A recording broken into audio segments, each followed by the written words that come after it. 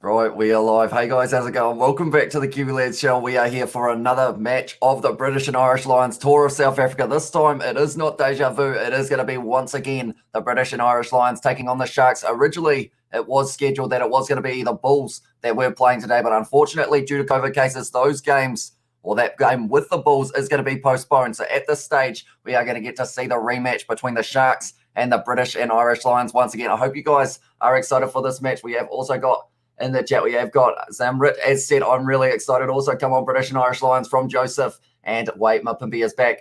There might be some competition as well. We'll have to wait and see. But I did see that Mara Toje is a late change in the British and Irish Lions team for this match. I believe instead it is going to be the man in the number 4 jersey now replacing him. I've forgotten the name though. It was not Johnny Hill. It was Courtney Laws. That is the one. And yo, what up? What is up, Kiwi, as well? But nothing much at this stage. I'm looking forward to this game of rugby. We will get to see whether or not the Sharks are going to be able to have a second go at taking a win from the British and Irish Lions. It would be the first loss for them in this situation. I'm BDG. I just changed my name. Okay, I have now worked it out. I will try and remember that. Do you want me to call you BDG, or Zamrat? Do let me know. In this match, they have got a decent lineup, the Sharks, going with a few younger players spread amongst their lineup as well. It's going to be an interesting matchup. Hopefully, it is going to be a very entertaining one as well. But if you are new to the channel, I've blown the intro once again. I will have to mention it is 3:45 a.m. in New Zealand at the moment. We've done 3 live streams back to back, but we are now ready for the British and Irish Lions tour. We're probably sitting around 13 minutes away from kickoff. Call me Zan or Zam. I will try my best to remember that, Zam. But nonetheless, we will look at the starting lineup for the Sharks. First of all, the home side, a few changes from last week, including out on that right wing side as the first name that I do see. Now, some of these guys for the Sharks, I may not be able to pronounce that well, unfortunately, but hopefully I will be able to do my best in this situation. But Machunu, Van Ferden, and also Herb's going to be the front row. Then it is going to be Renel Heku getting an opportunity. Now, he is a man who can score tries in a hurry. He was able to get 3 in at the Rainbow Cup South Africa for the Sharks, all within about 10 minutes. Then Richardson moves into that starting lineup. Buthelezi at the back once again. He is going to be an exciting prospect to watch in this game. I say it every week, but it is the case that he is a very talented player, and I am looking forward to seeing what he can do. Jaden Hendricks are going to be at 9 then. It is going to be Cronje in the number 10 jersey for this one. Lionel Cronje, Costa and Werner Kok are going to be making up the midfield. Werner Kok out on that wing in the last match. Had a pretty decent game overall as well, Werner Kok, although he did go to the bin, which isn't ideal for him. And then Thake Abraham's out on the other side. Didn't have his best game, but he is still a very talented player. And then for Mink at fullback. Now, looking at the starting lineup and reserves of the British and Irish Lions, you know, it's going to be tough for them. Last time they did end up losing the match. I see that I have got a bit of wood on me, which probably sounds strange, but I have got the fire going in this situation because it is rather cold here. I believe it is currently 2 degrees here in New Zealand at 3:48 in the morning. But nonetheless, we have also got people in the chat. We have got there. Aiden said, why are you still up, Hamish Lowell? What about the tomorrow and the fights as well? Says Aiden, I wanted to watch this British and Irish Lions tour match. We have been doing most of the matches of this British and Irish Lions tour. I didn't want to miss one now, so I decided that I would stay up for this one. But yeah, we will have to wait and see about the fights tomorrow. I may end up watching a replay with George a little bit later on, perhaps. And weren't played the best in the Sharks, or Werner played the best in the Sharks last time as well. Says Zam, yeah, he had a very good game, Werner Kok. And if you don't remember, just call me BDG again. I will try my best to remember Zam, but nonetheless, we are probably sitting currently. Canada will probably be wanting their game to be over very soon. Currently 70 points to England, 14 to Canada. And also, it is a situation of I saw Marcus Smith is getting the call up to play for the British and Irish Lions because of the injury of the man who would be in the number 12 jersey in the fly half. At number 12. At number 10 is what I was trying to say, Finn Russell. He is injured, so that means now Marcus Smith is going to get an opportunity. I'm all over the place at the moment, but yeah, it is currently only around 12 minutes away from kickoff. And yeah, hopefully it is going to be a very entertaining match. Keep me nice and wide and awake at this stage. We watched that game that was 20-all between Wales and Argentina. That one was a good one, going right down to the final minutes. Then Manu Samoa playing Tonga for the Rugby World Cup qualifier. Also All Blacks Fiji. We have had plenty of rugby on today. And it's not finished after this game. There is also Ireland versus USA, but I won't be doing that game, unfortunately. But now we will look at the British and Irish Lions lineup, see who they have got lurking. Roy Sutherland, Jamie George, and Tyke Furlong make up the front row. Then Maro Toje is not in that number 4 jersey anymore. Courtney Laws is the man who is going to be replacing him. And then Johnny Hill at 5. Then Tyke Byrne in the number 6 jersey. Now, I tell you what, Tipperick in the last week's match played phenomenally, or in the midweek match, I guess you could say, for this British and Irish Lions tour. He had a very good game, so it is kind of surprising that he's not there, but of course it is all about rotating who they have got on that tour. Then Jack Conan at 8, Hamish Watson, man who made a huge amount of tackles in that first match, is going to be at 7. Then you got Gareth Davies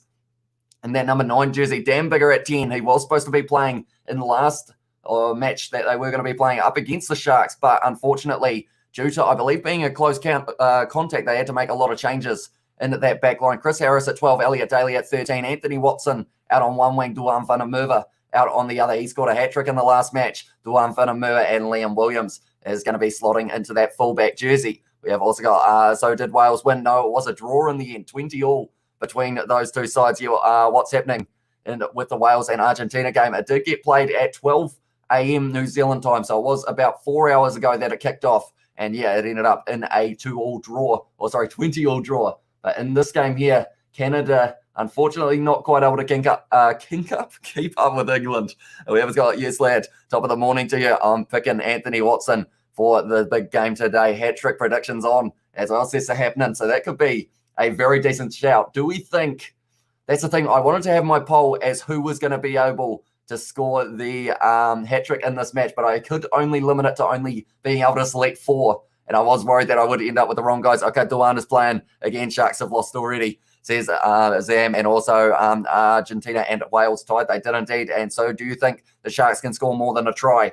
I think I want to see them get 2 tries in this match at least. I feel like they need to make a little bit more of a better effort than the last match, purely because of the fact that the handling errors were what let them down. We have seen it so often in the past in terms of not just the Sharks, but just in general with sides. If you have a whole heap of handling errors, unfortunately, you aren't able to win games because of the fact that you just can't quite hang on to that ball for long enough. Are you possibly to show the game? Unfortunately, I am sorry, but I won't be able to show any match footage of this matchup. I can only do the commentary side of it for you guys, but hopefully you will be able to find somewhere to watch it. I know that depending on what country you're in, there may be an option for you. Do let me know where you are, and I will try and help you out there. We have also got Go British and Irish Lions. Keep it up. Your defence, boys, as well, says Joseph. And 2-all, says Sam as well. Yeah, that was a little slip of the tongue. Sorry, but he can't. He will get copyrighted. Yeah, I wish I could. Would be awesome if we could, although I do actually know there is a channel at the moment that I'm not sure how much longer it's going to be up for, because it does do all of the videos of like full matches. And I think it's called, I can't remember the name, but there is actually a channel out at the moment on YouTube that does actually do full match highlights and also full match replays, but I can't remember the name. I might have to try and find that up for you guys so that you guys can have a look at it if you do want to watch these full matches afterwards. I'm in the USA, any chance to watch it, as well, says Henrique, or Heinrich, depending on, yeah, I might have said it wrong twice. I am sorry about that. USA, I think you're probably best bet. Does Rugby Pass still do in the USA? Full Force Rugby, that is the one, Joe. And that is what it is called. So they will be doing the highlights after the match or the full match replay. So that would be your best bet. Unfortunately, you won't be able to find one live, I don't believe, without any copyright issues. But yeah, Full Force Rugby. I don't know whether I'm even allowed to be saying it, but that is the one that you would be able to go to be able to watch it afterwards. Super Rugby Show highlights after as well, says Zam. And also Hamish, what is your sports channel? Unfortunately, I couldn't find it, says Aiden. It is called the Kiwi Lads Sport. It is a little bit unknown. I think we're sitting on around 150 or so subscribers. It used to be the Kiwi Lads Podcast, but now it is the Kiwi Lads Sport. I will quickly get that up for you before we reach kickoff in this match. But yeah, this one is going to be played at Loftus because of the fact that the last one was played at a different location. This game, it's kind of strange because it is going to be the Bulls' home ground, but it isn't going to be the Bulls who are going to be playing it, unfortunately, which I know a lot of people would have been loving to see. But of course, they have got it as a chance of being rescheduled. So hopefully that is going to be the case. But I will quickly put this link in the chat for you. And that is the link to the Kiwi Lads Sport channel for you who was asking there, Aiden. And we have also got who's going to take it, who's going to win on Monday morning, either England or Italy. I haven't been watching enough of it, I don't think, to be able to make like a very good prediction in that regard. But I mean, a lot of people are saying that it's coming home, so we might have to wait and see whether that is the case. And we have also got there in the chat, bruh, for some reason, they also use Khaleesi for Nivea ads, as well, says Sam. I didn't know that. Is that only in South Africa that they do play them? I don't think I've seen them over here for one yet. But we have also got their morning, Hamish. Hope you are well and had a nap. I didn't actually have one, Bertie. I feel like that's become a little bit of a trend, hasn't it? that I haven't ended up, unfortunately, napping in between these live streams. But after this one, I'll be sure to have a big old snooze. And we have got, hi Hamish, I fell off to sleep during the last game. Says David, it did start off very low scoring between Argentina and Wales. I will give you that. But at this stage, the Lions, they lost to the British and Irish Lions, 14 points to 56. And then they had a big win last week up against the Sharks. Of course, Josh Adams scoring a lot of tries in that match up against the Lions. Then the next match, it was Duan van der Merwe who was able to score a few. I will put up the benches, I will put up the starting lineups once again. This one is going to be the Sharks, or they are showing the British and Irish Lions. We will start with them in that regard. Now, looking through them, it is one big change. Mara Toje is not going to be here for this match. It is going to instead be Courtney Laws. Also, another name who's not going to be on this tour too much more is going to be Finn Russell. He is going to be out with an injury, and replacing him, Marcus Smith, a name that a lot of people want to see there. Hamish Watson, very good game in the last match. Same with Ty Byrne, that first match that he played up against Japan. Then you've got the likes of, I thought that was my cat making noise, but it was not. But Dan Bigger going to be at 10. It'll be interesting to see what he can do. And the men in the back line, Van der Merwe on one wing, Anthony Watson out on the other, Liam Williams in the middle, and then Daly and Harris making up that midfield. This is going to be a hard game for the Sharks once again. But they're going to have to dig deep. They're going to have to fight hard, and they are going to have to make sure that they do strike first in this match, or else they have got probably no show. Toje is in ace as well, says Sam, and come on Sharks, let's get a win and shock the world, says Aiden. And do you think the English will win the Euros against Italy, Hamish, says Aiden. It's a hard one. I feel like in that regard, a lot of people are saying it's coming home, so eventually we've got to start believing them in that regard. So maybe it is coming home for England this year, but this is the Sharks lineup. Few changes there, having a few other young players making their way into this lineup, but I am looking forward to seeing Boudelese once again at 8, Richardson getting an opportunity at 6, alongside Gulmidi. I'm not sure whether I've pronounced that correctly, at 7, but then Renal Hihu is going to be at that number 5 jersey in the locks, and he is a dangerous player as well, scoring 3 tries in a very short amount of time in a Rainbow Cup game. But Werner Koch was one of the best players, if not the best, for the Sharks in the last match. So he has moved into centre now, rather than out on the wing where he was. He did get a yellow card last week, but that was very unfortunate for the man, as he was playing extremely well. Only Aldo is tuning in. Welcome into the live stream once again, mate. And we have got, will you be watching the game? Says Aiden, as in the British and Irish Lions one, or the Euro. I assume that is actually the England versus Italy. I don't think I will get a chance. It depends on what hour of the night it is going to be on. I'll probably be catching up on sleep, depending on how it goes. But Volman get the back. Abrahams is going to be out at 11. I hope he has a good game, because he had a little bit of a quieter one in that last match that they played. But nonetheless, I will quickly move this away as well. They are showing the benches at the moment. They have actually got extra replacements. Kerwin Bosch and also Jonker is going to be an option for them as well, because I do actually have the ability of showing you guys who the try scorers were in the last match. This is the last match up against the Sharks. James Fenter, the only try scorer for the Sharks. The British and Irish Lions, Josh Adams was able to get the hat-trick. Duan van der Merwe also able to get the hat-trick. Badiaki, Lewis Rees-Sammet, they were all of the try scorers. Everyone in the back line almost having a piece of the pie there up against this British and Irish, or up against the Sharks side, I should say. I'm excited for this game. I think you guys can tell as well, because when I get excited, I end up struggling to put together sentences. It is also because of the fact, possibly, that it is currently 4 a.m. here in New Zealand. So that could be a part of it as well. But nonetheless, we are quickly going to be putting not applicable in this match at this stage for who has been able to score the tries, because it is going to be a new day. It is at Loftus for this match. The Bulls are not going to be involved, though. It is going to be the Sharks with the rematch. It's 5 a.m. Australian time, says Aiden. So that would be 7 a.m. New Zealand time. Is that in 2 hours time or so? Or is that at a different time, Aiden? Is it the next day possibly? Kick off in 2 minutes. It's getting very close indeed. And that means that I am getting extremely hyped up for this match. Hi, says EG as well. Welcome in. I'm so excited I have a stomachache, says Zav as well. Well, hopefully the team that you are hoping will win, which I assume is England, hopefully they will be able to get the win for you. The Sharks will win.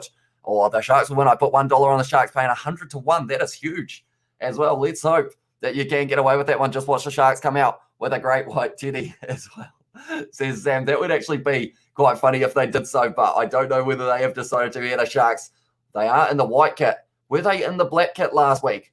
Not too sure, but Werner Koch, they are showing him. He is hoping to have a good performance like he did last week, just probably minus the yellow card. Won't be wanting to get one of those again. That is for sure. But nonetheless, if you haven't already, be sure to leave a like and subscribe to the channel. If you are new, we are going to be covering the rest of the British and Irish Lions tour. Also, every All Blacks match that is happening this year. France versus the Wallabies on Tuesday. That's going to be a good one as well. It's going to be Wayne Barnes in charge of this one, Jaco Piper, AJ Jacobs, and Stuart Berry, all South African.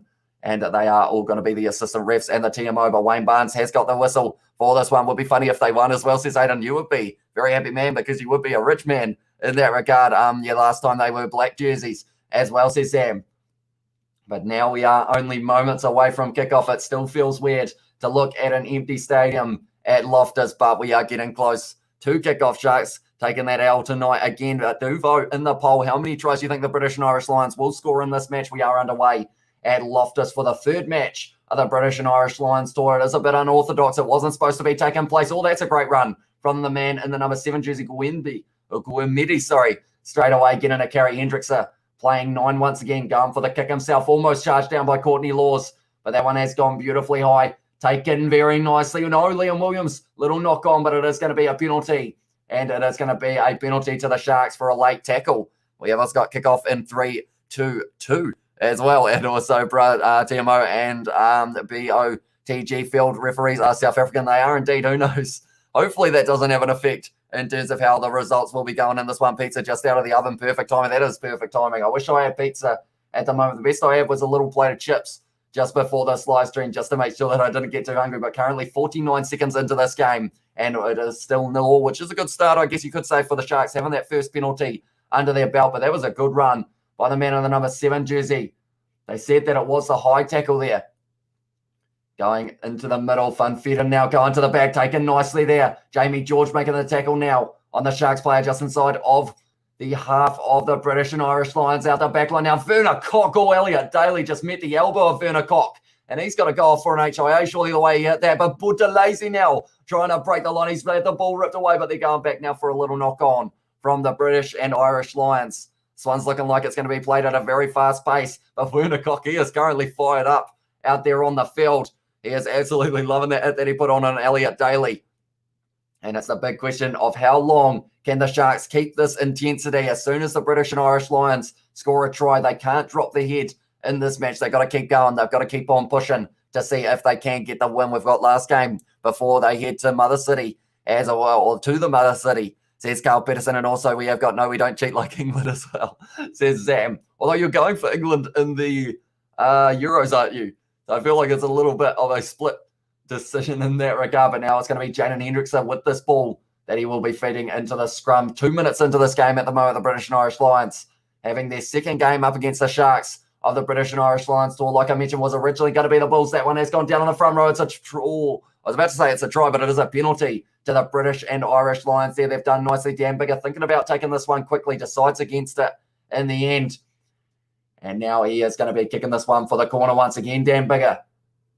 Oh, that is a good kick as well by the looks of it, Dan Bigger. It's going to be 5 meters out from the line, and straight away now they are going to have a brilliant attacking opportunity in this match. The British and Irish Lions, they have just waited patiently for their opportunity with the ball. They are finally getting a stream of the Western Province against Lions and the South Africa A game as well, says Carl Peterson. I'm not sure about the Western Province Lions game, but I should be doing the South Africa A game is the one that I would like to do. It depends on what day that Western Province one is on. Let me know.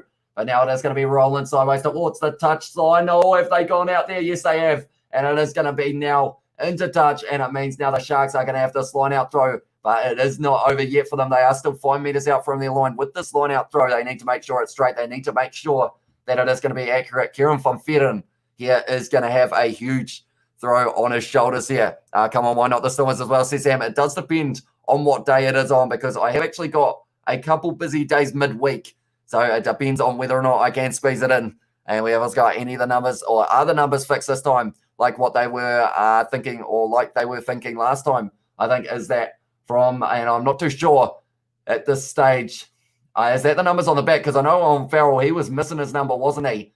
Hendricks is actually down at the moment. They're going short side here. The Sharks only a few minutes out from their line. Now it's going to be in the hands of Hiku. Little offload. No, it's gone backwards. Hendrickson now goes back, and they're going to have to kick this one downfield, and it is going to be Cronje, who has done so, going almost into touch, taken nicely by Watson. Close to the touchline. Liam Williams crossfield now. Duan Funamurva. He's going to back himself. He's found the gap as well. Duan Funamurva. He's got too much pace. Offload on the outside. And Chris Harris has scored the opening try of the match for the British and Irish Lions. And you got to feel, in some regards, You got to feel for the Sharks fans because of the fact that they know, unfortunately, after that last result, is it going to go the same as the next one? But the current try scorer straight away, Chris Harris, has been able to get himself on the scoring sheet. Only took them 5 minutes as well. Duan van der Merwe, as soon as he has ball in hand, you've got to commit more than one defender, and he just used the pace. He is deceptively quick. Duan van der Merwe just piercing the gap beautifully, and he was able to score the try. The South Africa A game is on Wednesday as well, says Carl. Do you know when the Zam, it was 10 last time as well, says Zam. Do you know when the Stormers Lions, it is on Wednesday as well, so we will see how we go, whether or not we can get it in just beforehand. But yeah, I know that the Wallabies versus France is on Tuesday, so that's not too bad overall. But yeah, we'll have to wait and see. Dan Bigger now with this kick, the first kick of the match. Now, of course, talking to fly halves here, you've got the man who was going to be in the number 10 jersey at some stage in this tour, Finn Russell. He is injured. So because of it, it does mean now that it is going to be Marcus Smith getting the opportunity. That one's gone straight down the middle from Dan Bigger. And now the score is going to be 7-0 to the British and Irish Lions early on in this match. Good start to the match for them. And it was just Duan van der Merwe back himself, went through the gap, through Buthelezi and also Werner Kok. And then from there, Chris Harris on the outside gets the ball, puts it down over the try line and scores his first try of the British and Irish Lions tour. I say that with a little bit of a confused look on my face because I'm not sure whether it is his first. I think it's close to it, but I could be wrong in that regard. But nonetheless, it is the first try of this match, taken nicely by Jack Conham there in the number 8 jersey, wrestled to the ground by Werner Kok.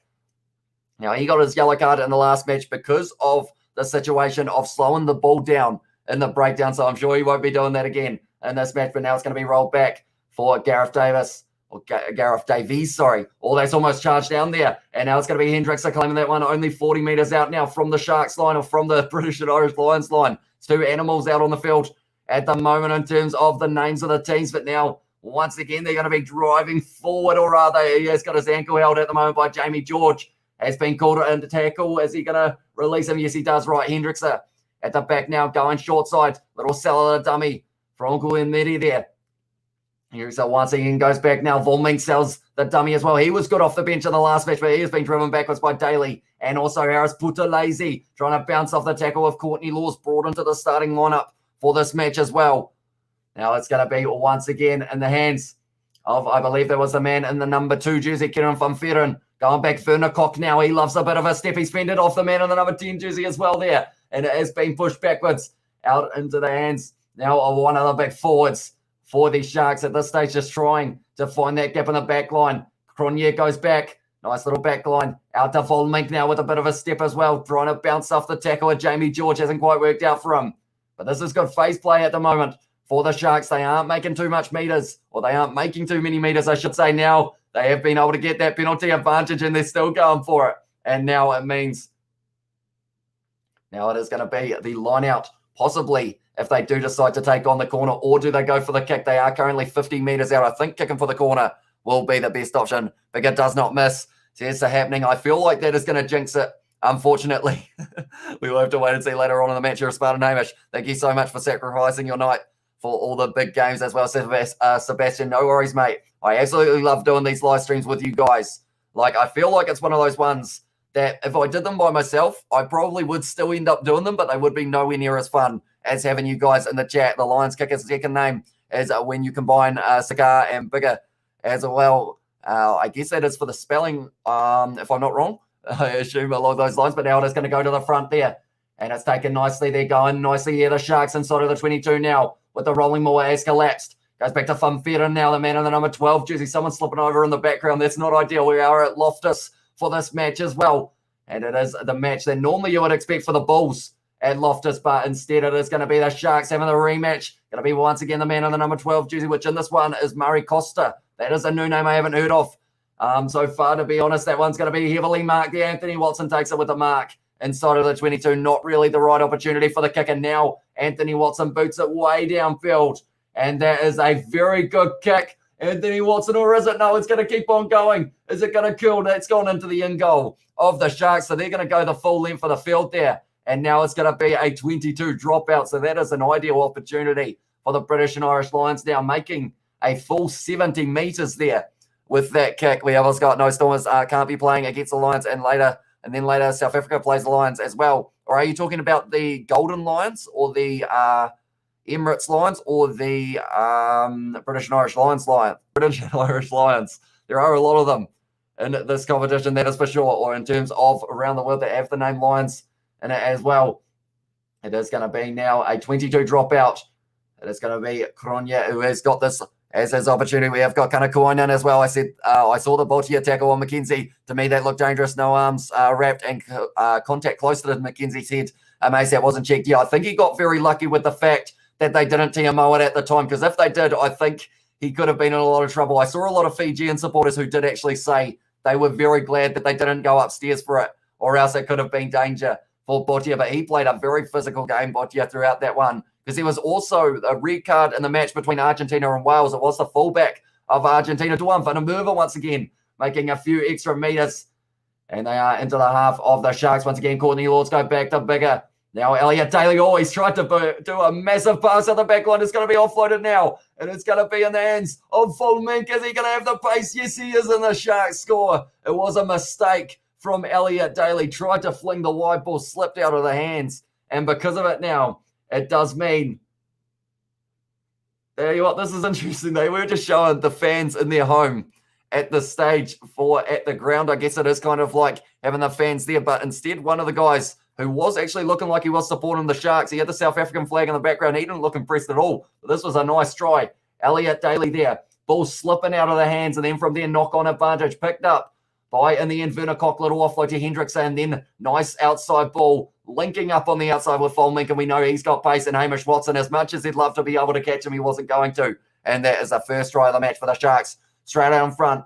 And it is Kronya who has managed to convert. Now it's 7-all for the British and Irish Lions versus the Sharks. Now the big question of whether or not the Sharks were going to be able to score more than one try. They've had a very good start here because of the fact that all they have to do is get themselves one more now. We will quickly put Anthony Volmink as the thingamabob. This try scorer is the word that I was after. Anthony Volmink scoring it now early in this first half. Good start to the match for the Sharks as well as the British and Irish Lions. And he is looking like a happy man as well. So are the men on the sideline. And 7-all early on. That will give the Sharks a little bit of confidence, scoring the same amount of tries as they did in that last match. Perhaps this is going to be the start of something big for the Sharks, depending on how it goes. That's a forward as well, says Zam. Yeah, Hamish Watson, he is a forward. He'd love to wish himself as quick as a back. Oh, that's going to be a beautiful ball. Little offload to Hendrickson, but it's going to be a knock-on advantage. But yeah, Hamish Watson, he is a forward, but he thinks he is pretty quick, I believe. And the way that he plays the game, like the amount of tackles he makes as well, it's one of those ones that he would have loved to be able to catch him in that situation, I'll be honest. But they are showing Warren Gatlin. He had a big decision. He brought Marcus Smith into the side. That was for Finn Russell. That was the one that was announced earlier on while England was still playing Canada as well. Marcus Smith was out on the field in that match. So it's going to be interesting whether or not, I'm wondering how he's going to slot in. Does he have to do quarantine or anything like that? We will have to wait and see what else got in there as well. Let's go, says Aidan, and I am back. Again, British and Irish Lions by 30, says David Russell, and also Sharks, says Aidan, and we have also got, it's a forward pass, says Zam, and Sharks last try for the game as well, says Carl. I hope not. I hope they can score maybe one or two more at least in this matchup, see how they get on. But that one has gone down on the front row, but it doesn't matter. They have got the ball out now. It's going to be Davies. Davies. I get confused. I keep on saying Davis, keep on saying get Davies. That's going to be a penalty to the Sharks, and that's for not releasing. And at this stage, the Sharks, if they can keep up this kind of pace, he's kicked it in behind. It's going to bounce in the field of play, and Kronya, he has seen the space, and that's gone. No, it hasn't found touch there. And it's going to be now, it's going to be the line out of the Sharks. And that is going to be ideal for them. That is the best case scenario because of the fact that he didn't find touch originally with that kick. We always got thoughts on Marcus Smith late call up on the British and Irish Lions squad. I think it's going to be interesting. I know that some people said that he went decently for England in the USA game, although others were saying maybe he wasn't as predominant as they thought he would have been. But I think it's going to be a great experience for the man to be able to be called up to the British and Irish Lions. It's a huge opportunity. And yeah, hopefully he does enjoy every minute of it. That one's been taken now by the Sharks, going short side, risky stuff with the big forwards of the British and Irish Lions, trying to force them into touch. Hendrickson now at the back, going into the hands once again. That is a big tackle. I believe that is the man in the number 6 jersey, if I'm not wrong, Dylan Richardson, who I haven't quite been able to make out. But that is going to be Buthelezi driving forward, tackle by Watson. And now, that's a big hit there from Fedden, driving hard at the line. And they are making a couple extra meters here. The Sharks, are they going to be able to lead for the first time in this match? It's going to be in behind. Thacker Abrahams takes it. And that's going to be the try to the British and Irish Lions. They have taken the lead in this match. Can't believe it. At this stage, the fans in the attendance / at home, but acting like they are in attendance, they can't believe it. The British and Irish Lions, for the first time in the whole tour, are behind. Or are they? They are checking the grounding. This could be changed. But yeah, if this is the case, that is very impressive. Was a little kick in behind by Cronje. He saw the gap. Oh, yes. Thacker Abrahams, I believe, is onside. Liam Williams not out there. And I believe he was able to get that one down. And if that is the case, it is going to be the lead for the Sharks. And Thacker Abraham, the man who I said I expected was going to have a good game in the last match, may have just started off with a try here. The fans at the moment, some of them are happy. A couple of them don't look too happy. I'm not sure who those Sharks fans are that they have decided, but they could have possibly picked a happier bunch for in the crowd. That is for sure. We have also got Abrahams now. Was the man who was able to score it. We will add that to the scoring list from the sideline as well. This kick is going to be hard for Cronje, but he will be lining it up and hoping he can give them a little bit more of a lead. No, he's absolutely... That one's gone away to the left, unfortunately, for him. And Sharks are doing better than last time, 100%, says Sam. And they've already increased the amount of tries that they've scored by double at this stage. Brothers, they ain't going to look even it was forward as well, says Sam. And yeah, it's an interesting one. They must have decided it was all right, though. So now it is going to be kickoff by the British and Irish Lions once again. And I feel like for the sake of the tour, this is actually very good because the British and Irish Lions, they need to be pressured in this situation for those games against the Springboks. So if they keep on having points scored against them, does mean that they've got to fight through that adversity, try and find their way back into the lead. They have been used to leading this match. Liam Williams, beautiful take there, 40 metres out from the Sharks line. Now the British and Irish Lions. Going to be Davies now going across the Tyke Furlong. The step and prop wasn't quite able to find the gap there. But they have still got the ball going back now. Bigger goes in the hands of Jack Conan trying to break that tackle. Werner Koch drags him down, little offload back. Davies now, damn Bigger sees the space in behind, trying to kick for the touchline. Thacker Abrahams takes it, tells the dummy trying to go through the gap. No, it was Cronje, and now he's under a huge amount of pressure. But he has somehow been able to keep that ball on the side of the Sharks, and I would say Hendrickson possibly will be kicking this one downfield. No, they've decided to take one or two more contacts. That's dangerous because Hamish Watson, he absolutely loves to get himself in a breakdown and try and steal a ball, but he wasn't quite able to do so there. And Jaden Hendrickson now is going to be kicking this one down the middle of the field, not finding touch with this one. Going to be taken. No, it's not nicely taken by Davies. It's looking a little bit slippery up there at the moment, it seems, which is not ideal for them at this stage. But both sides are going to have to deal with it. Dan Bigger almost passing that one straight across with that kick. Going in behind here. Going to be bouncing up nicely. Voldmink taking it. Under a bit of pressure now. Duan van der Merwe trying to mark him up. He has gone into contact with Daly and van der Merwe. But now somehow, if they got this one, it's going to be a penalty to the British and Irish Lions for the player leaving his feet. And now because of it, it means that it is going to be a penalty to the British and Irish Lions. And I would think they will be kicking this one for the corner once again. And we also got Sharks won't keep at the pace these Lions stay. Or these Lions play up to the last second. Watch them as well, says David Russell. Yeah, that's the thing. The Sharks need to have a phenomenal first half because, it's a little knock on against the British and Irish Lions. Sharks now are going to be having the opportunity in the scrum. But yeah, that's the thing. The British and Irish Lions, we have seen how well they close out a match. Just as a little bit of a throwback, I will mention these are not the tries from this match. These are the tries from last time these two sides played. As you can see here, James Fenter scoring in the 50th. That was the first try for the Sharks. Then you're looking at those numbers. Josh Adams, 78 minutes. Duan van der Merwe, 73 minutes. And then Lewis Rees-Sammet, 61 minutes. You know, they're finishing in the last 20 minutes. I believe that was 3 or 4 tries that they were able to get. 2 hat-tricks for the British and Irish Lions as well. But in this match so far, that is just in the lead for the British and, for the Sharks in this one. Lions by 25 at least, as well says indeed it is. And if you guys haven't already, be sure to vote in that poll that I have got in the chat. That is going to be involving how many tries you think the British and Irish Lions are going to be scoring in this match. So far, they have been able to score just the 1. So at the stage 1 or 2 was right, but there is a possibility of up to 7+ tries in this match. So we'll have to wait and see. Hamish, the Sharks will win tonight. What do you think, Hamish? As I say, and I mean, if they do, you will be rich with your $1 on them paying 100. That is for sure. That was beautiful by them as well, says Sam. And also we have got there. Do you think they could win today, Hamish, says Aiden? I think for them to win this match, they need to score another probably 3 tries in this first half, or 2 or 3 tries, just to try and tick themselves up high enough to lead for long enough because of the fact that if they can't get a couple more, they are going to be in trouble in that second half. David has said Sharks won't keep up the pace. I read that one already, but it does still stand in that regard, bruh. Sharks are insane right now, bruh. As well says Sam, and also we have got in there, I agree, for Zam to David. But yeah, the 2 tries for the Sharks so far, Volmink, and also it was Thacker Abrahams who was able to score them. Thacker Abrahams now kicking this one high, going extremely high, taken nicely there by Liam Williams, looking for a bit of a step.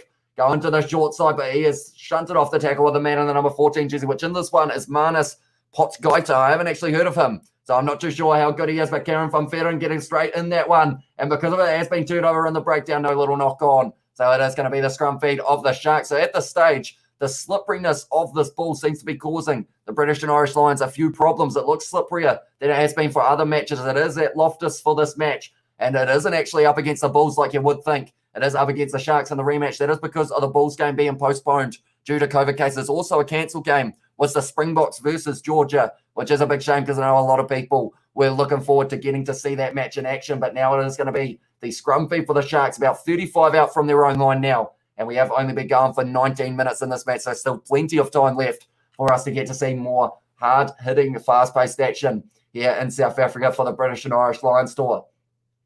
Hendricks are going to be putting this ball into the scrum for the British and Irish Lions. It's been hooked, and that one has gone down on the front row on this far side. Looks awkward for the man in the number 3 jersey. And I believe that is going to be a penalty. And it's gone up against Herbst there, unfortunately, which means now the British and Irish Lions, I would think, once again, will be kicking this for the corner. They have played the same tactic in every match they have done so far. That is go for the corner, try and turn it into a rolling maul. And tell you what, when Dan Bigger is the man who is kicking it, he is finding the corner with precision.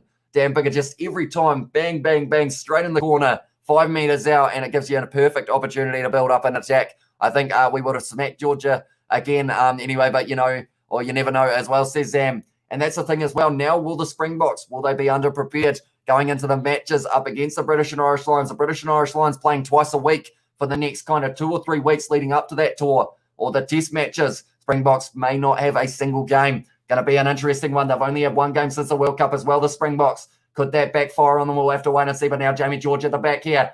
It is still rolling maul for the British and Irish Lions. Jamie George, they've got the advantage as well. This is looking like a certain try. Jamie George gets over, and they are right back in this match now, the British and Irish Lions.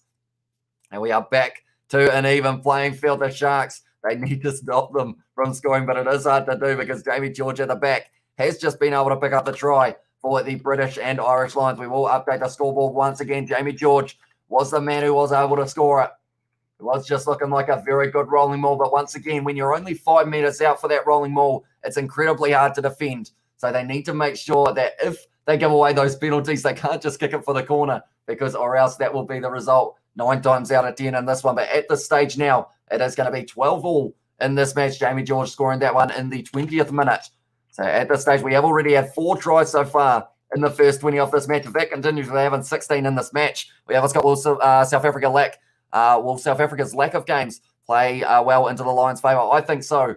I feel like when you've had so little time to be able to prepare together as a team, like we saw in that first half, that one hasn't straight, and Dan Bigger never misses. Whoever said that in the chat, you may owe him a little bit of an apology, because unfortunately for him, that one he has missed, and that is a big shame there. But the big thing here is it's kind of one of those ones. In the first half against Georgia, they didn't look too rough, or they didn't look too sharp overall, I guess you could say, but that was just a little bit of rust since they hadn't played together in a very long time. Now it will almost maybe feel the same because they haven't played for a few weeks, but they will be, of course, training, I believe, even though actually they may not be able to train at the moment, the British and Irish Lions, or sorry, the Springboks. So that would be rough on them if they aren't actually able to get any training in leading into this match. But I will mention, if you are new to the channel, be sure to hit that subscribe button. We are going to be back with all of the British and Irish Lions matches. That's going to be a penalty for not rolling away. And I believe it was up against Herbst, who was the man who was penalised. We have got, it will be unfair for us as well, says Sam.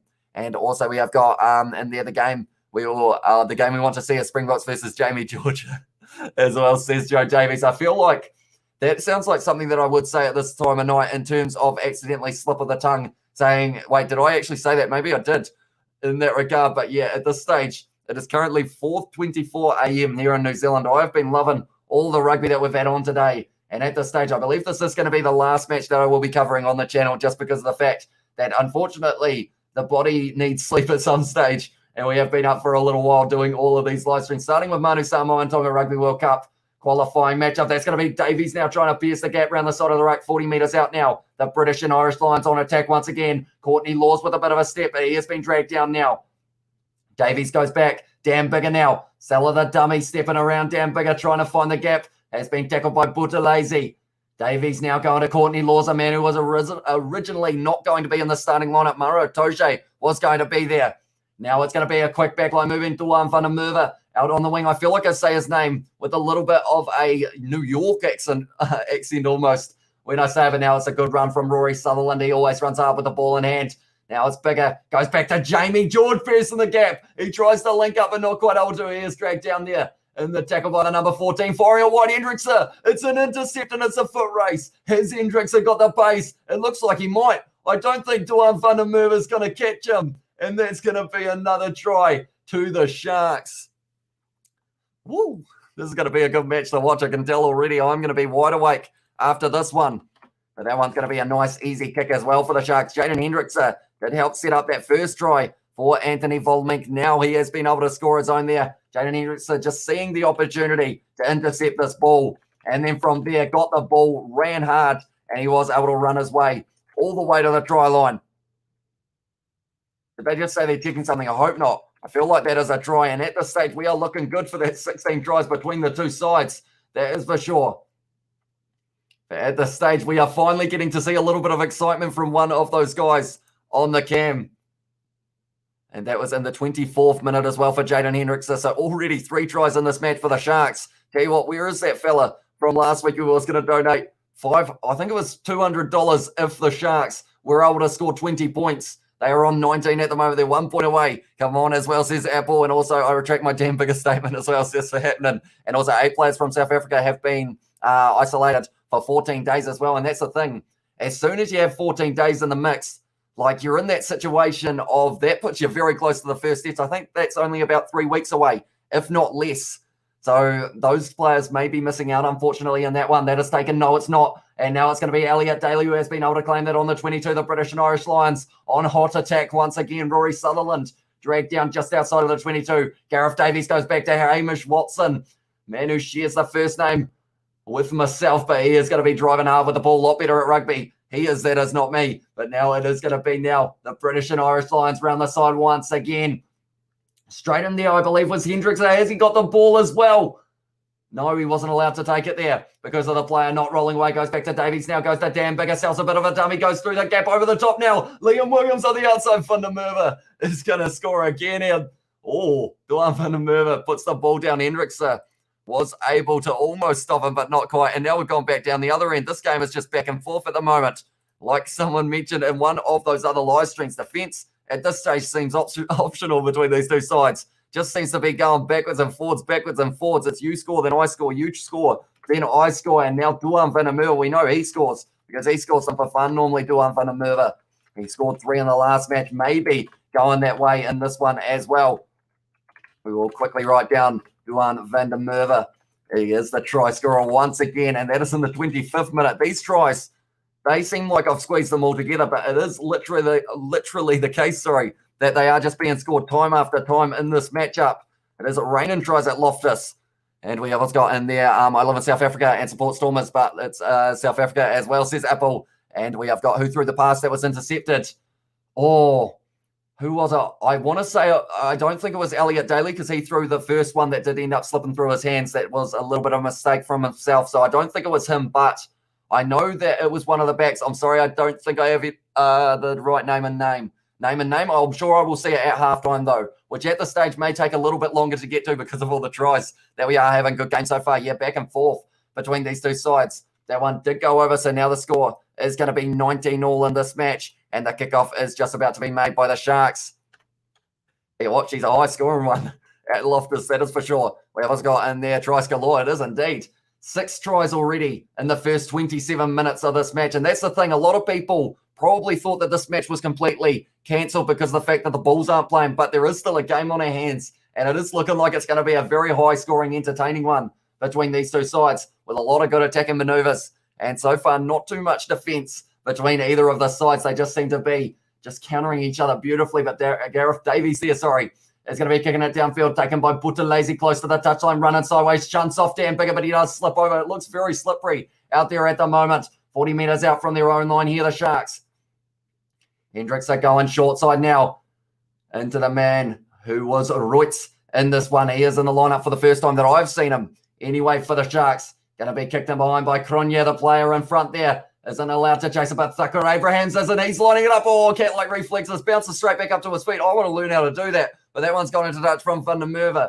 If anyone has any kind of tips on how to jump back up to your feet like that man in the number 14 jersey, Thacker Abrahams, let me know, because he just springs up as if he is made of like a bouncy ball or something. But we have all Scott Sharks as well, says Ashwin, and come on, British and Irish Lions, make one try, boys, says Joseph. And gentlemen, we have a high-scoring game here. Nice to see as well, says Carl. And it is good to see a side kind of test the British and Irish Lions, because Japan, they did well, but it's one of those ones that this is the first time the British and Irish Lions have actually been behind in a match. So they need to make sure that that doesn't become a regular thing, or else they could end up maybe losing the series. That doesn't look good, though. That's not what you want to see. Please tell me that's not LaRue Reutz, because I did mention that this is the first time I've seen it, and it could be the last, because that looks like a pretty serious injury for him. Got the ice pack on the abdominal at the moment. We have it, Scott. Don't forget to subscribe to the Kiwi Lads YouTube channel. Says Carl, you heard the man. If you haven't already, be sure to hit that subscribe button. We are going to be streaming every single British and Irish Lions match so far. 57% possession for the Sharks, 58% territory for the British and Irish Lions.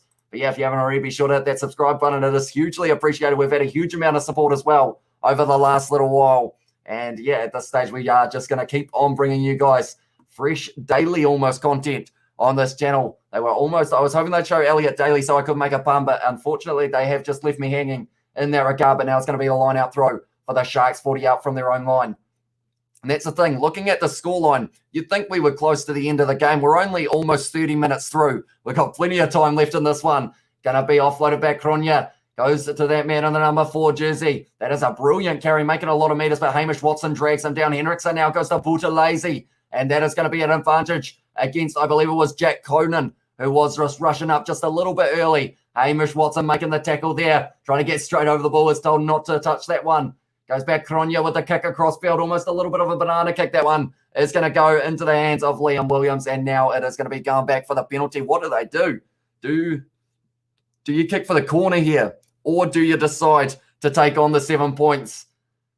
Because, of course, 3 points would give them the lead, but can they stop the British and Irish Lions from scoring enough? They're taking on the 3 points here, the Sharks. They want the lead on this one, and we have also got in there, I say British and Irish Lions by 20 as well, says Bertie. And also we have got smash that like button, guys, and subscribe if you are new, says Bertie. And Sharks by 7, says Aidan.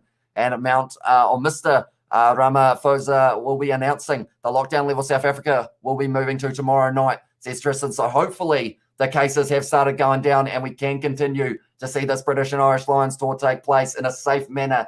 And also, hopefully those numbers do start going down as well in South Africa. It can affect the British and Irish Lions tour. Yeah, it would suck to see it affected any more than it has been. But if it is for player safety and all of that, like, you got to go with what is best. But at this stage now, Cronje is going to be lining up this kick.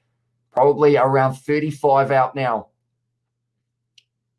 Oh, he's missed it. That's the last thing you want to see when you do want to possibly take on that opportunity of going for the 3 points rather than going for the corner. And we have got hi from Daniel Applegate. Welcome in to the live, mate. And also congratulations on 3K, Hamish from Aidan. Thank you very much, mate. We hit it a huge lot quicker than we thought that we would, which is just awesome. And you guys have been supporting us big time in this one. We have got in there, hey, howdy, hey, y'all, holy smoke side game. Yeah, at this stage, the Sharks are playing pretty decently in this match. They've been able to score 3 times more tries than they did in the last match. So they will be hoping that they can make it 4 times here. And that's a beautiful run there by the number 12, which I believe in this one, I keep on forgetting his name. It is Murray Costa. And that is also a name that I haven't heard too often because of the fact that I haven't watched as much South African rugby as I would like to. I've only recently gotten into it.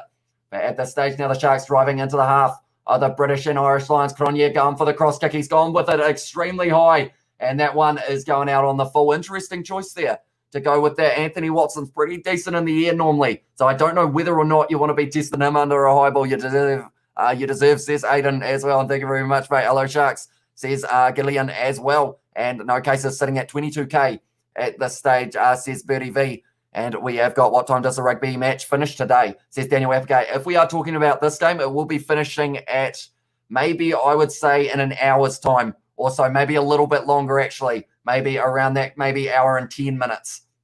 At this stage, we are 32 minutes into this one. And get out of the way, Wayne Barnes, geez, as well. Says Carl Peterson. And now they are going to be going back. Yeah, I can see what that one was now that you were talking about. He was, unfortunately, just in the wrong place there, Wayne Barnes. And I think he just may have said, glad you found it funny or something like that, because or else maybe could have ended up in a bad situation if it was an important play. Imagine if that was in the 78th minute or something along those lines. But we have also got in there, well, we have got, I support the All Blacks, but we'll be supporting the Springboks during the British and Irish Lions tour as I live in South Africa. I assume that is from Tristan. And that's the thing. I find that everyone in the Southern Hemisphere seems to back those Southern Hemisphere sides when you do get the chance. We do seem to stick together in that regard, but also I feel like I'm going to be trying to remain completely impartial in that one. Try and see both of these sides having decent games. I hope it goes 2-1 in the series. I hope that each side get a win purely because of the fact that in that regard, then we will get to see that final match be the decider. And we have got AMA, how do you do? And this is the Sharks' second string, if you know what I mean, as well, says Bertie V. But that one is going to be in the hands now of the British and Irish Lions just on the halfway line. It is an advantage for a knock-on, I believe, at this stage. Hamish Watson round the side of that ruck, making a metre or two on the knees now. He has been told to release it there, and Reniel Heku was trying to get out of the way. Goes to Courtney Laws now. He is driving himself forward. At this stage now, it's going to be Johnny Hill getting one of his first carries of this match. He's been relatively quiet so far, Johnny Hill, but I assume he has done a bit on defence now. Hamish Watson going to continue to drive forward 40 metres out now from the Sharks line. Can they score again before the end of this first half? At this stage, both sides may be able to. The way this one has been going, 34 minutes gone in this one so far.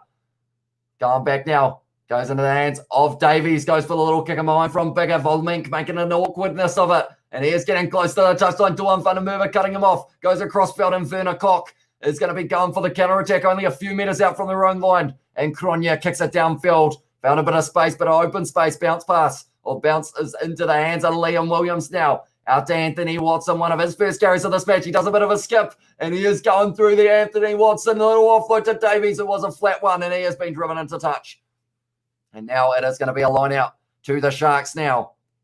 They have taken it quickly. That is risky to do. Volmink has dropped that one. It's gone backwards, though. And from here, are they going to try and attack once again? Yes, they are. Volmink with the step moving up to the 22 now. And they have tried to hold it up, but the Sharks at this stage, they are not looking like they are going to keep on returning fire with those kicks. They have decided we are going to be attacking from inside our 22. Take the risk. Werner Koch now on the outside goes out to Buthelezi. Gives it one more out to the man in the number 14 jersey. Tries to get up again, but he has been taken down there. Courtney Laws and Werner Koch having a bit of a wrestle. Johnny Hill rushing up to make the tackle there on Herbst. It is at the back of the moment. 40 metres out from their own line here, the Sharks. 35 minutes into this one. Wayne Barnes, he must have adjusted his microphone because we can hear him buffing big time there. Dan Bigger passes it across field. Duan van der Merwe now. Passes it one more now out to Elliot Daly. He's got pace down the wing, steps back on the inside. Little offload back to Wayne Barnes. He is breathing very heavily into his microphone at the moment. Going back, Davies.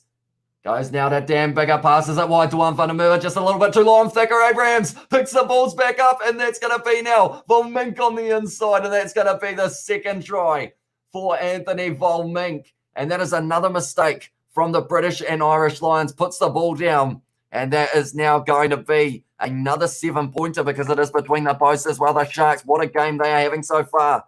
They are playing aggressively. They are playing strategically. And they are playing their way into the front once again. And it is going to be Thacker Abrahams. It was Anthony Volmink who was able to score it. Thacker Abrahams gets that one. Passes on the inside. No option there other than to commit the Elliot Daly. And Volmink scores it between the posts once again. And they are on fire at the moment here. And he's doing a little bit of a celebration as well, Volmink. They are loving it at the moment. The Sharks, they are playing some free kind of running rugby. And it is working for them. 36 minutes in at this stage. And 2 tries for Anthony Volmink. Looking for the hat-trick. Last week, there were 2 hat-tricks for the British and Irish Lions. Is there going to be a hat-trick for a Sharks player here? Sharks scoring again. What's going on as well? Says Carl Peterson. I wish we could send Kieran to the Sharks, and you could change that jumper on him to a Sharks one as well. Says Aiden. I mean, if they want to send me a big enough jumper that would fit Kieran, then I would well and truly accept it. My cat's actually sitting behind me on a different chair, fun fact, because he went when I did turn around. We have also got there. As well, we have got Sharks going again. What's going on? And so much rugby. A lot's got Gelatinis and Guronis match on, and also SD Legion versus Old Glory DC match, and a Runny versus Sabercats match. Rugby Santa's here, yo, as well. I tell you what, there is a lot of rugby on this weekend, that is for sure. We haven't, I was going to say we haven't had this much in a long time, but we have actually had more in this situation. It's just a rugby month, I guess you could say, for July. We've had hundreds of, or not hundreds of games, but we're going to have hundreds of different matchups from different competitions around the world. We will probably be covering a few of them. But that's the thing, the MLR, I still haven't been able to cover any games, but I did actually watch a game from that scrum last, and it was the match where Adam Ashley Cooper and Matt Giddo's team actually lost to, it was NOLA. So I feel like that was one of the biggest upsets in the history of the competition, I think they called it, and I was actually able to watch the full match, which was pretty cool. We have got, if you ever meet him, ask him if he's a Sharks fan as well, says Aiden, and we have also got there, let's go Sharks, says Sim Slay. He'll be happy at the moment, the Sharks with this lead, 26 points to 19, 38 minutes into this match as well. We are getting very close to the second half being underway, and the big question is, tell you what, lead changes there, 7 in this match. Every time a side scores, the other side scores next. Is that going to be the case in this one once again? Hamish Watson off the back. Now goes in the hands of Davies, flat ball to Chris Harris, and he has dragged down just outside of the 22 around the side there. Almost dropped there by Duan van der Merwe, but he has hung on to it. Goes now from Byrne into the hands of Jack Conan. Goes back now. Courtney Laws getting an opportunity as well. I was wondering what that noise was. It is my cat. I will let him out in a very short moment now. It's going to be around the side once again. Ty Byrne. He will be trying to replicate that try that he did get up against Japan in the warm-up game for the British and Irish Lions. Still 10 metres out at the moment. Here they are. The British and Irish Lions on attack once again. And they are going to be open. It's going to be Ty Byrne. And he does score the try. I guess I called it in that regard. Ty Byrne scores it. He wanted to replicate what he did in the matchup against Japan. That's what he did. He just scored a try. And now Ty Byrne, they are going to be going time off here. So they are just going to check whether or not it is the try here to Ty Byrne. But if it is, it's going to be another very impressive one. We will add that to the list. The Ty Byrne just goes around the side of the breakdown. It wasn't quite the same try, but it was a very impressive one for Ty Byrne. And now the lead changes. Could be another one very soon here, depending on how it goes. That one has gone over, so now the score is 26-26 for the British and Irish Lions taking on the Sharks as well. And we have got, so glad you watched that game. Yes, because no one was able to beat LA on their home turf until NOLA came along. Too funny as well, too funny. We have got Sharks maybe scoring, but their defence is trash. Same with Lions as well. Yeah, that's the thing. At this stage, these two sides just keep on going back and forth.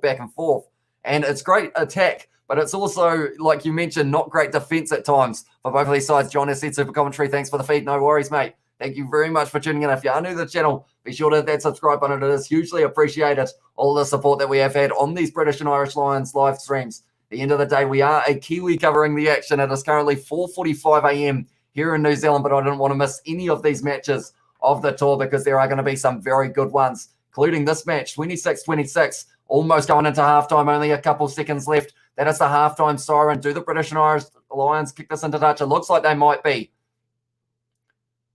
No, they're going to keep on playing here, the British and Irish Lions, deciding against it. That's going to be taken nicely. Is this going to be a good decision for them? It was a drag down. Hendrickson now, they're going for the kick and behind once again. Going to be taken by Von Mink. Is he going to kick it into touch? Yes, he does. And they will say, thanks very much. We will go into halftime, 26-26. What a game we have got ourselves here at the moment.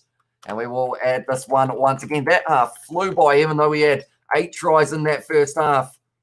Don't know how it happened, but what a half it was. Pretty awesome one indeed. Back and back and back with the tries. Wales had a good result today, says Crazy Carper, and ended up with a draw. And I don't think anyone expected it to be a 20-20 draw. Definitely with the amount of cards. There were 3 cards in that match. Wales, they were almost able to get that final kick to win the game. There were quite a few missed kick opportunities for both sides in that match, which was interesting. But yeah, Argentina, they will be wanting to win that next match. But Wales, I mean, they've got quite a few of their good players are playing in this match right now. But it is now halftime between these two sides. 26 to the Sharks, 26 to the British and Irish Lions. What a match it is going to be in the second half. Time for a smoke break. Game is chaotic as well. says Carl. And at this stage, I feel like it is currently 0 degrees. I thought it felt a bit chilly here in New Zealand, that is for sure. But I will quickly let my cat out of the lounge as well, and then I will be bringing up some stats for you guys when it comes to the first half. I am just going over there to a door. I will be back in only about 20 seconds time. If not, maybe only around 10. I will be right back.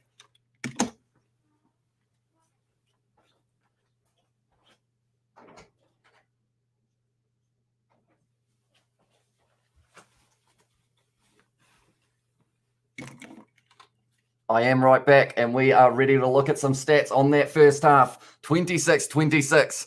Oh no, I put full time. That is the wrong one, unfortunately. We will quickly change that to halftime. Thank you very much, Scrum Lazarus. Anyone who was just tuning in now will be like, where did the second half go? There we go. We are good to go. We've probably got, what game is this? 26-26, says Marco. One that's going back and forth between these two sides, that is for sure. British and Irish Lions, 53% of the possession in that first half, 60% territory, 4 tries apiece, 3 conversions apiece. And it's one of those ones, it's strange. Both sides have missed the one kick as well, which could pay dividends in the later stages. 282 metres for the Sharks. They have been able to carry the ball. Defenders beat them 14 to the 16 of the British and Irish Lions. It is well and truly going back and forth in this match, and I am absolutely loving it. Clean breaks, 4 to the Sharks, 5 to the British and Irish Lions. Tackles made, tackles missed. 79% made by the Sharks, 58 from 73. They have actually got a higher tackling completion rate than the British and Irish Lions in this match, 44 from 58, 76% for the British and Irish Lions. Who is playing next, says Daniel Applegate. I believe it is, it will be Ireland versus the USA. That is going to be kicking off 6:15 New Zealand time, but by then, hopefully, I will be asleep, although we are currently sitting at 4:45 in the morning, so maybe I will still be awake. Is there any international games this coming weekend as well, says Aiden? Is there any international games this coming weekend? We have got heaps of them. We have got the All Blacks taking on Fiji, Manu Samoa, Tonga. I believe the Wallabies might almost be taking on France as well that weekend.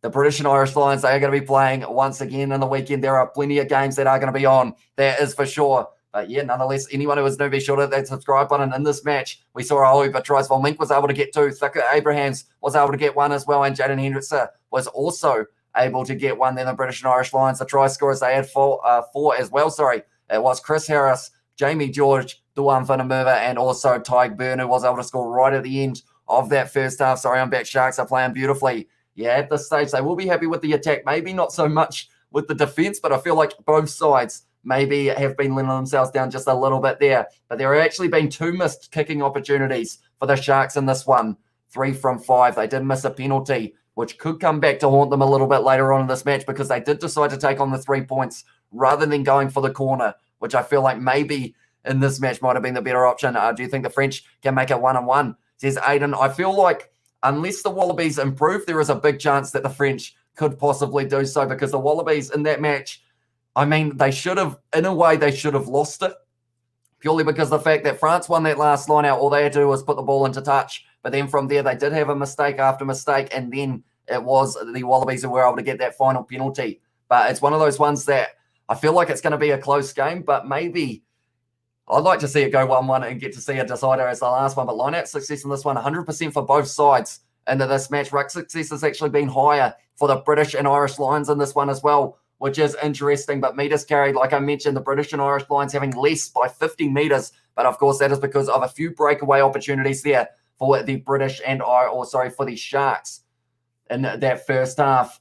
And like they are mentioning now, how has this happened in terms of the fact that the Sharks, they've gone from last week of scoring 1 try to now they've almost got they've almost got a license to be able to just go out there and play some just brilliant rugby. And that is what they are doing on attack. We have got Finn Russell out of the Lions tour. I did see that, and it is going to be Marcus Smith who will be replacing him, which is interesting because of the fact that Marcus Smith was actually halfway in between playing a game for England against the USA when that news, that I saw it anyway, was announced. But maybe it was announced a little bit earlier. Finn Russell on the bench as well, says Carl Peterson. He was originally, but now instead they have got Bundy Aki at 23, Connor Murray at 22, and they've actually gone with the 6-2 split here, the British and Irish Lions. It's going to be Ken Owens, Wyn Jones, Kyle Sinclair, Adam Beard, Sam Simmons, Tom Curry, Connor Murray, and Bundy Aki. Then for the Sharks, they have got a few names that I would probably embarrass myself trying to say, but I will try my best. We have got Juste, Majola, Machunu, Bole, Lavaskagni, Wright, Chamberlain, and Ward Those are the names of the players on the Sharks bench, and they will be wanting to have a late impact in this game as well, because it's one of those ones that if you don't get this right for the next 20 minutes, if you are a Sharks player, you don't want to throw away the game. The way that this match was going in the first half, the Sharks had some good attacking moves. Every time the British and Irish Lions made a mistake, the Sharks pounced right on that. And you can't afford to now kind of take your foot off the gas, because if you do, they will cut them apart like they did for that first try of Chris Harris, because it was Duan van der Merwe. He just ran hard at the line, passed it on the outside, and it was that try to Chris Harris. But then from there, there was the missed pass from Daly. Also, there was a mistake for the interception try that they were able to get as well, the Sharks. And then the pass out the other side that did go into the hands of Thako Abrahams, and we know how quick he is when it comes to having a run, giving it to Volmink for a second. So at this stage, the Sharks players, or one Shark player, Volmink, is actually closer to a hat-trick than the British and Irish Lions players are, which is crazy. That was Hendrickse who was able to take that one. Someone asked who the try or who the pass was from for that try of Hendrickse. It was actually the halfback there. Davies was the man who did throw that one, for whoever was wondering in that regard. But we also got in there, Marcus Smith called up to the British and Irish Lions. Did not see that one coming as well, says John Rutherford.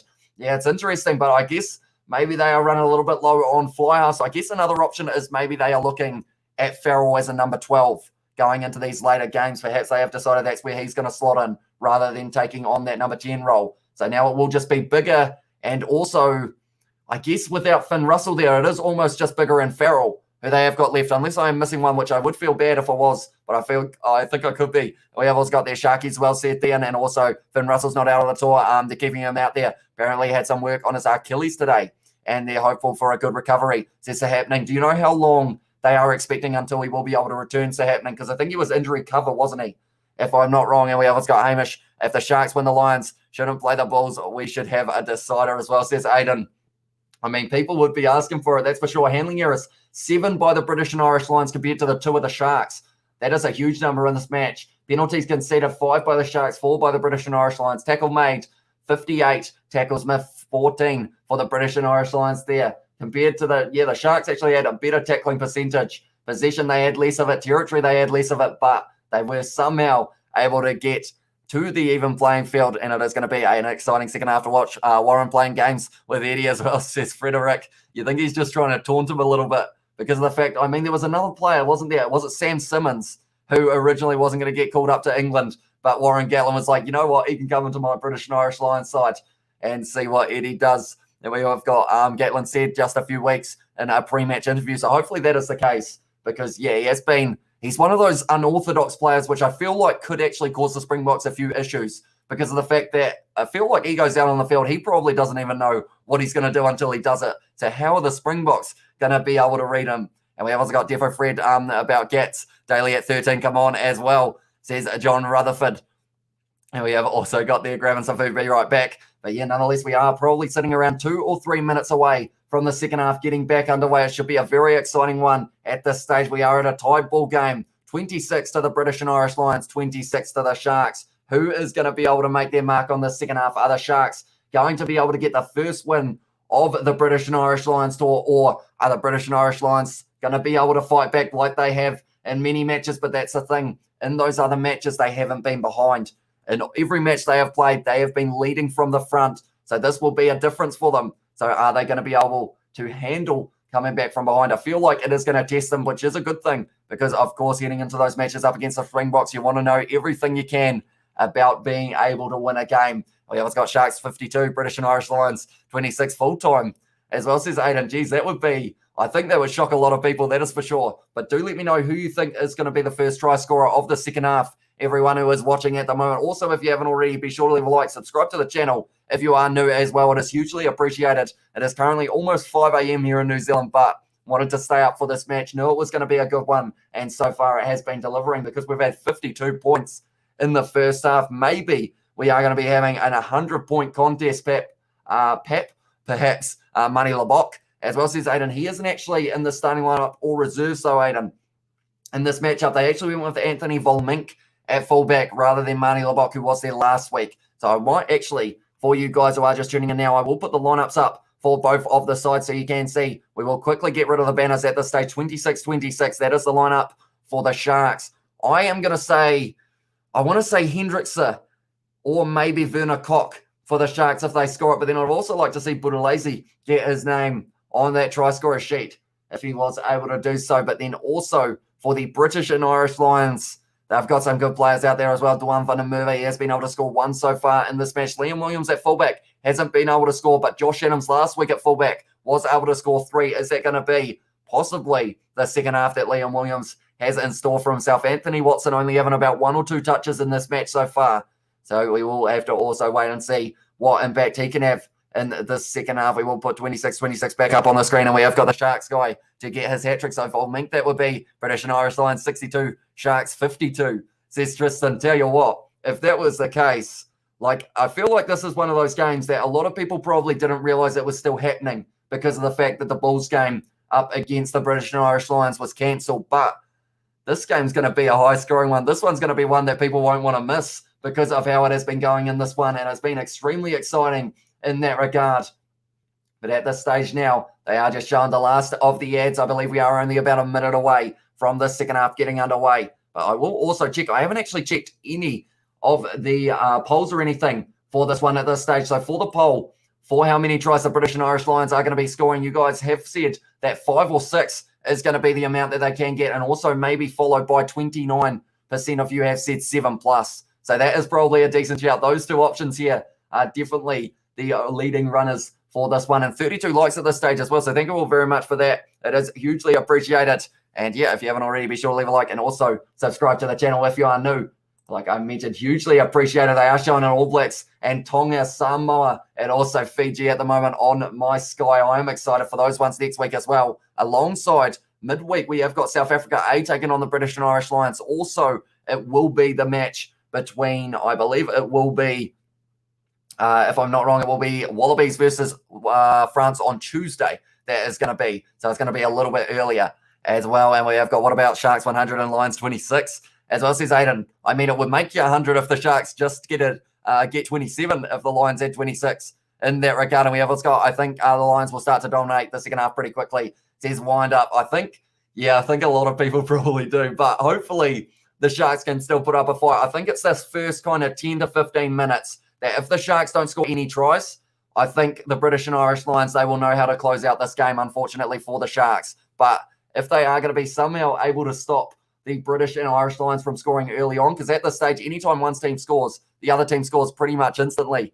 But we have also got their Marcus Smith flying out tomorrow after playing for England versus Canada today. Yeah, that's the thing. Straight away, going from like being playing for one team, I guess you're playing for England against Canada. That was a huge win for Canada, or sorry, for England as well. Would it be even huger if it was Canada, of course? But yeah, England able to get a big win there, and now he's going to be flying over in form, I guess you could say as well. I think he would have had a decent game in that performance for halftime, 26-26. We are only moments away from the second half getting back underway, or getting underway, I should say.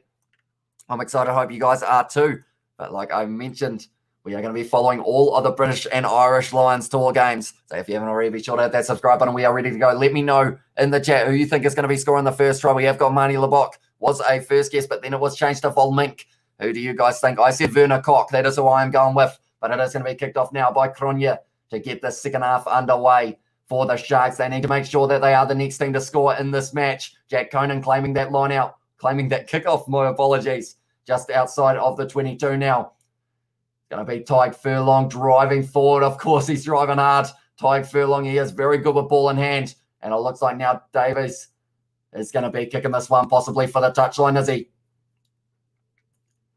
Yes, he is. He has kicked that one high. They have said that the tour captain now is on the field. By the looks of it, Buthelezi not quite able to take that one, and that one has gone forward.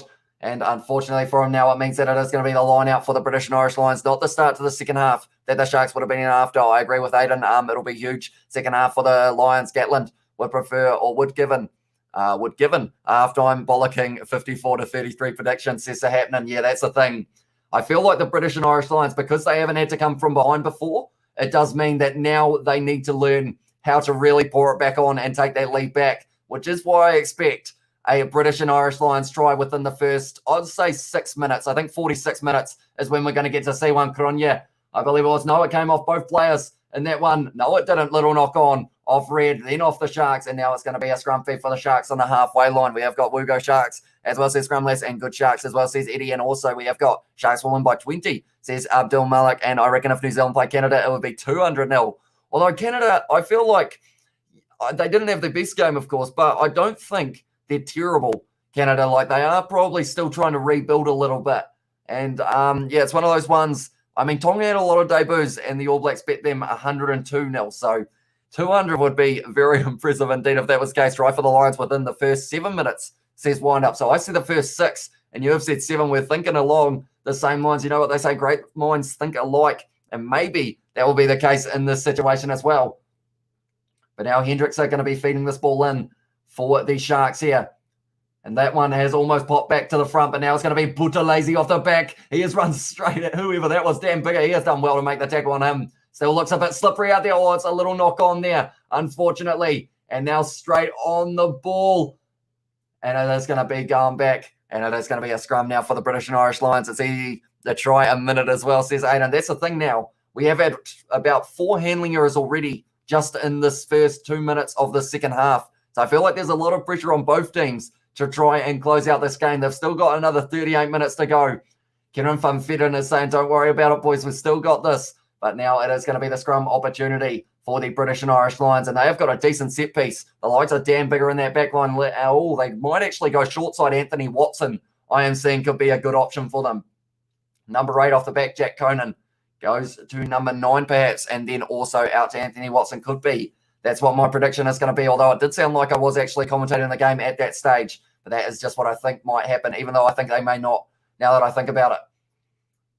Oh, Jack Conan, is he going to pick that one up? No, he decides against it. They have gone short side, though. Now it's going to be out to Anthony Watson. Does a bit of a step, but he is going to be tackled there by the man in the number 14 jersey. Is Pot Gaia? Pot Gaita, I believe the pronunciation of that one is. It is a name that I haven't seen before. Going back now to Davies. Little ball to Harris. Goes to Jamie George now driving forward to the British and Irish Lions. This is the most phases we have seen in the second half without there being a drop ball, but it's going to be taken by the Sharks inside of their own 22 from that kicking opportunity. And now it is going to be, it's going to be the Sharks just outside of their 22 now with this line out. It is going to be the British and Irish Lions. What happened to LeBock? I'm not too sure. I don't think he's injured. I just don't think he is playing in this match. I think they're giving quite a few other players the opportunity because they have got Jeremy Ward on the bench, but I think they had 25 men on the bench, and I think Kerwin Bosch is also lurking, if I'm not wrong. But they have gone with Volmink. He actually had a very good impact off the bench in the last match, so perhaps that is why they have decided, and he's gone well at the early stages of this one. Now it's going to be a rolling maul once again here for the British and Irish Lions off the line out. This is something they've gone to many times throughout this series, and also in this match so far. Moving forward nicely, Jamie George, 22 metres out now for the British and Irish Lions. Still trying to go forward, still going nicely. And they are slowly creeping their way forward, metre by metre, inch by inch. But now they have been told to use it. It goes back to Davies, goes across Chris Harris, fires it back now to Bigger. Oh, it's an interception. It's Volmink, goes to Vernicock. And now he is trying to pierce the gap. He has got a man on the outside. He's got 2 men on the outside. And that is going to be Kronya getting driven towards the touchline. That ball has somehow stayed on the field of play. But that was almost a huge opportunity for the Sharks. And that's going to be Liam Williams getting out up and driven into touch. And because of it now, it means that it is going to be the Sharks who have got this line out throw. Oh, and Davies throwing a few little bits of a push there. It was almost a fist, but I think it was just a push in the face there from Gareth Davies. Wasn't too happy about Hendricks lying on the top of Chris Harris there on the touchline, but that was going to be very intense if the Sharks were going to be able to score that try off the runaway. We've also got there, do you know where Brian Habana is? At this stage, I think he is doing a few things for World Rugby. Where did my cat come from? I'm not too sure. I thought I actually... Where'd you come from, mate?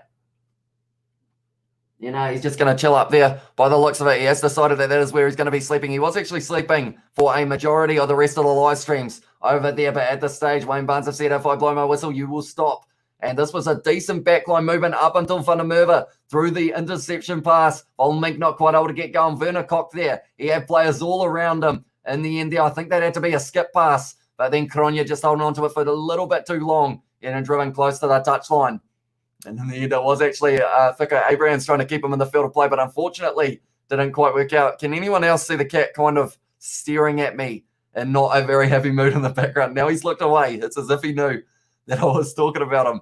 But now, by the looks of it, they are going to be checking this one to make sure that they have got the right decision, which is an interesting choice. But hopefully, in that regard, they're going to be checking foul play. And I believe it is going to be Hendrickson checking to see if there was an elbow in the face. If this is not a smart move at all there. Oh, okay, that's going to be a reversal. That's just not smart from Jaden Hendrickson. And I'm not sure why he did it. He kind of ended up, Liam Williams was falling down. So what Jaden Hendrickson did was just kind of give him an elbow to the side of the head. Now, it wasn't hard, but it's still the same idea of, in that situation, of you can't be doing that. So I think that's going to be a rear cut at Jaden Hendrickson. And that is what actually started a bit of the push and shove as well. In full time, that looks really bad from Hendrickson. I think he is going to be going to the bin here, unfortunately for him, but you can't be doing that. In a match, it's going to be a rear cut to Jaden Hendrickson. So that is a huge moment in this match. The Sharks were right in it up until now, I think, this point. We always got Billy Knight making you happy noises as well, says Carl Peterson, and rear cut says Aiden as well. Like they are saying, you can't get away with that. It's just, unfortunately, for Hendrickson, and he may have just cost his team the side. Cost his team the side, cost his team the game is the sentence that we were going for in that situation. But now 45 minutes into this game, now the Sharks are going to be down to only having the 14 men out on the field, and the red card and the chat from Scrumlass as well. Hendrickson there getting greeted by Kerwin Bosch. He knows that he shouldn't have done that there. I'm not sure why he did it. That is a huge moment in the matchup. He was playing so well. I actually said that he was going to be the first try scorer of the second half, him or Werner Koch, but now it's only going to be Werner Koch because he is no longer going to be out there. Jamie George now with this line-out opportunity. Johnny Hill taking that one nicely, and that's the thing. He may even get a suspension. 5 against 4. 5 man against 4 man is the call. So now it is going to be in that situation of a free kick for the British and Irish Lions, and this is where they really pour on the pressure now. They've got the man advantage. Tyke Byrne goes back to Jack Conan, and he is trying to find his way through the gap once again. Tyke Byrne around the side of the ruck. He loves doing that. Loves trying to creep his way. Creep his way, that sounded bad, but try and sneak his way around the side of that ruck through the gap. Once again, they are picking up and driving here. It's going to be in that ruck if the Sharks got it not quite.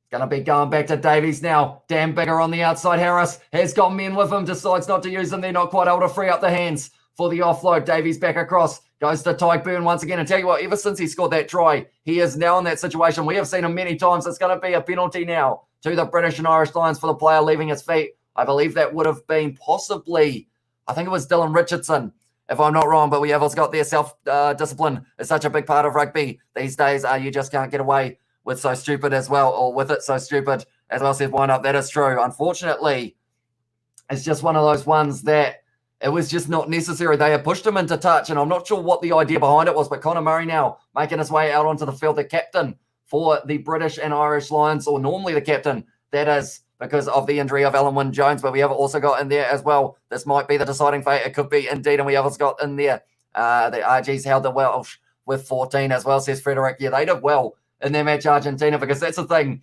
The discipline of Argentina, like both sides ended up with a front rower off the field. That was the first time in a very long time I've seen a referee say both of you can go off the field to sort out the scrum, because it hasn't been working. Jamie George there getting close. It's going to be an advantage now to the British and Irish Lions. Tyke Furlong, how did they stop him there? He is extremely close now. Advantage as well around the side. Has Jack Conan scored it? I believe he has. And that is going to be the first dagger in the heart of the Sharks fans, because of the fact that red card could be the biggest regret in this match so far. But Jack Conan is the man who was able to score it in the 47th minute. We will update that as well. Are they playing a bit of the Sultans a swing?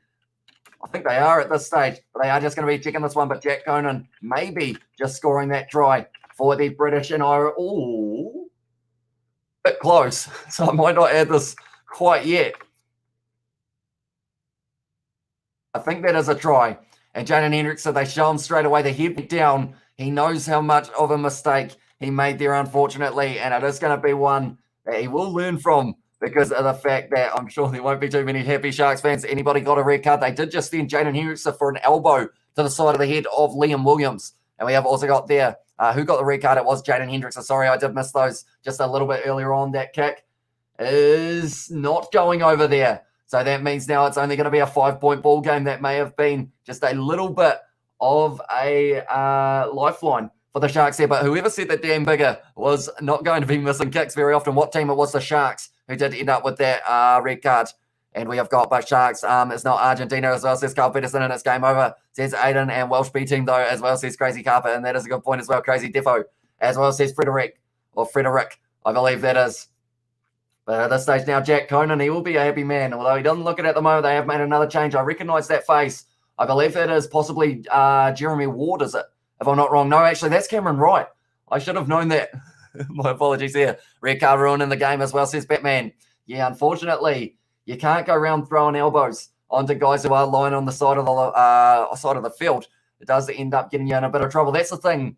The fact that even if he hadn't thrown it hard, it was still going to get a red card was just not smart from him. Like, they had won the line-out throw because they had pushed him into touch. Like, there was no need to be able to go like that and try and whack him on the ground. That one has been taken nicely by Elliot Daly now inside of the 22, and straight away now he is stepping around. Elliot Daly still going. Everyone's slipping out there at the moment at Loftus. At this stage now, it looks like Connor Murray, like they are mentioning, he's got very good kicking skills. Rory Sutherland there is tackled hard by the loose head prop, or the tight head prop of the Sharks now. Dan Bigger goes out to Hamish Watson, wide ball. Now to Liam Williams, out to Duan van der Merwe, stepping back on the inside there, trying to bust off the tackle. And he has been driven down up to the halfway line now. Connor Murray goes back to Bigger once again. Conan with the step. They've got the advantage once again here for the British and Irish Lions. Inside ball to Jamie George, making some good meters there as well.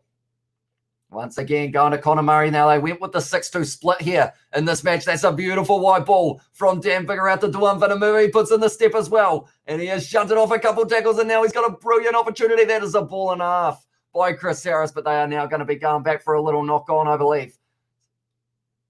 Ball's alive, they have said, as well. And it is going to be play on by the sounds of it. So they are going to have another opportunity. It's going to be Liam Williams. Goes out, Elliot Daly. What a run that's going to be. And Werner Cox not going to stop him. And that is a second try of the half for the British and Irish Lions. We will write that one down as well here. The British and Irish Lions, they are going to be stepping their way all the way to 38 points in this one. And it will be Elliot Daly who was able to score at big moments. Can shape a game in that one earlier on with the red card. It was a big moment. They were right in the match. But now I have a bad feeling that the British and Irish Lions, they have got the potential of being able to really run away with this game. And it is a very sad sight to see indeed if you are going for the Sharks in this one. But Elliot Daly, what a try that was. Plenty of pace. We have also got there and there. If the Sharks lose this game, all the blame on Hendricks. A stupid move to cost your team as well, says Carl Peterson. And also only Top Nation to not have an official social team as well, says Crazy Carper. And also really silly by number 9, says Bertie V. And that's it. It's a wrap. And done, finished. And hello, Billy the Cat as well, says Bertie. He is in the background. He is half asleep once again. He has been sleeping on that chair for a lot of this match so far, that is for sure. But you can see the Sharks supporters on the big screen just getting, you got to feel for them as well. Hendricks, it just gets worse for the man. He's got to sit on the sideline as well. But at this stage now, the loose head prop going to be coming off the field, and it's going to be Majola making his way out there for Machunu. My voice is trying to disappear on me at this stage, unfortunately, but now the Sharks kicking off once again deep into the 22 of the British and Irish Lions. Conan now driving forward, straight on the ball with the Sharks, but not able to get it there. Buthelezi. And at this stage now, it looks like Connor Murray will be firing this one high, if I'm not wrong. No, he's not, and it's been charged down now, and it's going to be back in the hands of Werner Cox. He's going for the corner, and the Sharks have scored. And they have got one back now. Werner Cox was able to score. I mean, I said he'd score the first try of the second half. I didn't say that it would be the first try for the Sharks. I feel like I should have in that situation, but the Sharks now going to be right back in this match now. Once again, and it's going to be Werner Cox who was able to score it. He has been on fire in the last match up against the British and Irish Lions. He did very well as well. Unfortunately, getting that yellow card, but now he is ready in the centre role to be able to make an impact, and that is exactly what he's had there. Was charged down in the end by the man in number 5, Jesse Heku, and then from there, Werner Cox looking at the corner, scoring the try, and it is a very nice one indeed. 53rd minute, the British and Irish Lions now back under pressure, and that's the thing, it's only going to be a 5-point ball game if this kick can go over as well. This list is getting long down below for how many tries we've had in this match so far. We've got Hendricks is going to be one unpopular guy, who was given red card. Which team? It was the Chelsea Sharks, and it was Jaden Hendrickson, the number 9 for them. What a shame for the Sharks. One hot, stupid head moment screws the whole team as well. And when are the Barbarians coming back, says Aiden? That's a good question. I'm not actually too sure when their next game is going to be, but Connor Murray there. It was charged down by Hehu. Got their hands to it, and then Werner Koch able to get it as well. You need to try the humidifier, mate, says Betty V. I think it is more the factor of just doing like 4 live streams back to back. And I don't exactly talk slow either, which I think is what kind of ends up with my voice not working out too much. But that is going to be a missed kick there as well for the Sharks. So it is still going to be a 7-point game. Hamish Watson there getting his jersey ripped a little bit there. But so far, 25 metres out from the line now. The British and Irish Lions are once again going to be on attack. Chris Harris plays halfback, gives it to Furlong. Getting driven backwards in the tackle by the replacement. Flanker, I believe it is there. Going back now, Liam Williams now. Oh, he was lined up there, Type but now on the outside, Dan Bigger goes to Elliott. No, it wasn't Elliott. Now it's Elliott Daly. And he is stepping on the inside, but he is going to be dragged down by Werner Koch with a very good tackle. Everyone's slipping at the moment. Going across field, Rory Sutherland. Always going to run hard with the ball in hand. Connor Murray goes back to Dan Bigger now. Oh, you can't hesitate or else you're going to get nailed. That was Giandre Labaskagni, I believe is the pronunciation of that last name. Now it's going to be Johnny Ildo on the outside. Back to Jack Conan, shunts off the tackle, and now they're only 5 metres out, though, the British and Irish Lions. Connor Murray with the ball across, going to be Tyke Byrne getting close to the line. Hamish Watson thinks he sees the gap. That's going to be Jamie George, and he scored another one. How many tries in this match are we going to get to see? I feel like at this stage, they just aren't stopping either side. At this stage, 54 minutes in. This half is going the same way as it did in the first half, and Jamie George now has scored his second try of the match. Who is going to be able to get the hat-trick first? Is it going to be Jamie George? Is it going to be Von Mink? Or who else has got... I don't think anyone else has actually got 3 at this stage, which is kind of... 2 at this stage, which is very surprising with how quickly these guys have been going at it in this match so far, but we will update that as well. And now it is going to be another opportunity for Dan Bigger to take this kick. I will read the chat in a very short moment as well. We will just wait and see whether or not Dan Bigger can convert this one. This for a 14-point lead. Is he going to be able to get it? 55 minutes gone in this match. Still plenty of time left. And he's got that one, Dan Bigger. So now the score is going to be 45 to the British and Irish Lions. 31 to the Sharks. The Sharks once again are going to be the next side that need to score on this one. Jamie George going off the field. So if you answered A, Jamie George, you would be unfortunately wrong because he has made his way off the field for this matchup now. But he did very decently indeed. Liam Williams went over to say congratulations to him there. At this stage now, it's going to be kicked off once again for the Sharks. So Sinclair's going to come out on the field for Furlong. Also, it is going to be Ken Owens making his way out there. And also Sutherland coming off the field for Wyn Jones, replacing the whole front row. Melissa has set show the game, unfortunately, due to licensing. If we show any match footage, it does get the live stream, unfortunately, taken down. So I am sorry about that on that regard. But now Connor Murray looks like he is going to be kicking this one from inside of his own 22. That one is a nice long kick from Connor Murray, going close to the touchline. Von Mink taking it nicely on the halfway line, though. And now he is driving forward, tackled by Watson. 40 metres out now, other Sharks. Going to be right, goes back now to Richardson. Getting another carry in this one. He's been busy so far. Right, once again, going short side now, and this is an opportunity once again. Little kick of mine by Von Mink. Connor Murray very close to the touchline, but he has been able to clean up that ball for the British and Irish Lions. They are trying to protect it there. Tyke Burns having to work very hard for that one. That's going to be going across now. Liam Williams inside of their own 22 here, looking for the counter-attack. Elliott Daly kicks it downfield off the left boot. And that is a big kick downfield, but it is going to be taken nicely there by Cronje.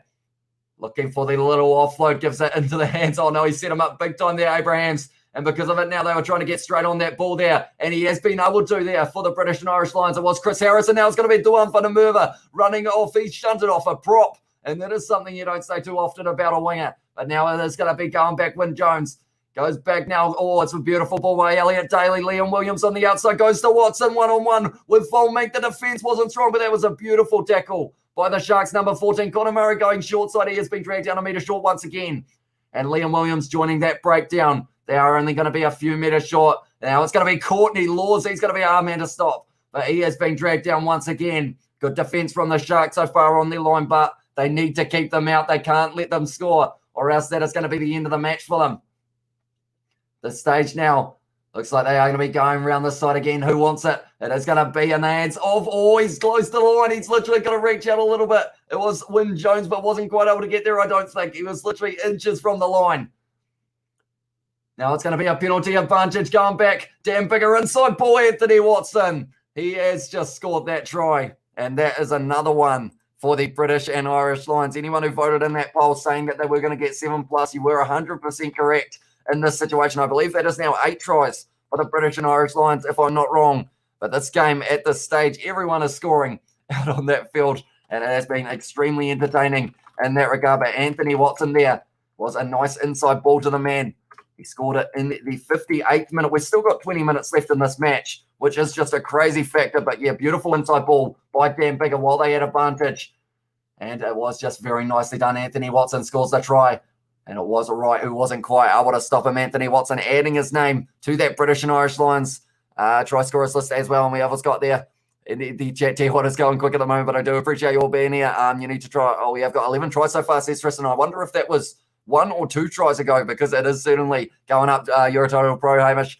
You should be paid the big money for doing pro rugby commentary. Just remember us when you're famous as well, says Scrumley. Thank you very much. Although I absolutely love doing it on these live streams with you guys as well, because of the fact that, like, you guys are all in the chat, always talking about the game, always helping me improve in terms of the pronunciations of these guys as well. Always one idiot that ruins it. I think that is Jaden Hendrickson, though, if I'm not wrong, unless it's me, of course. Could be me.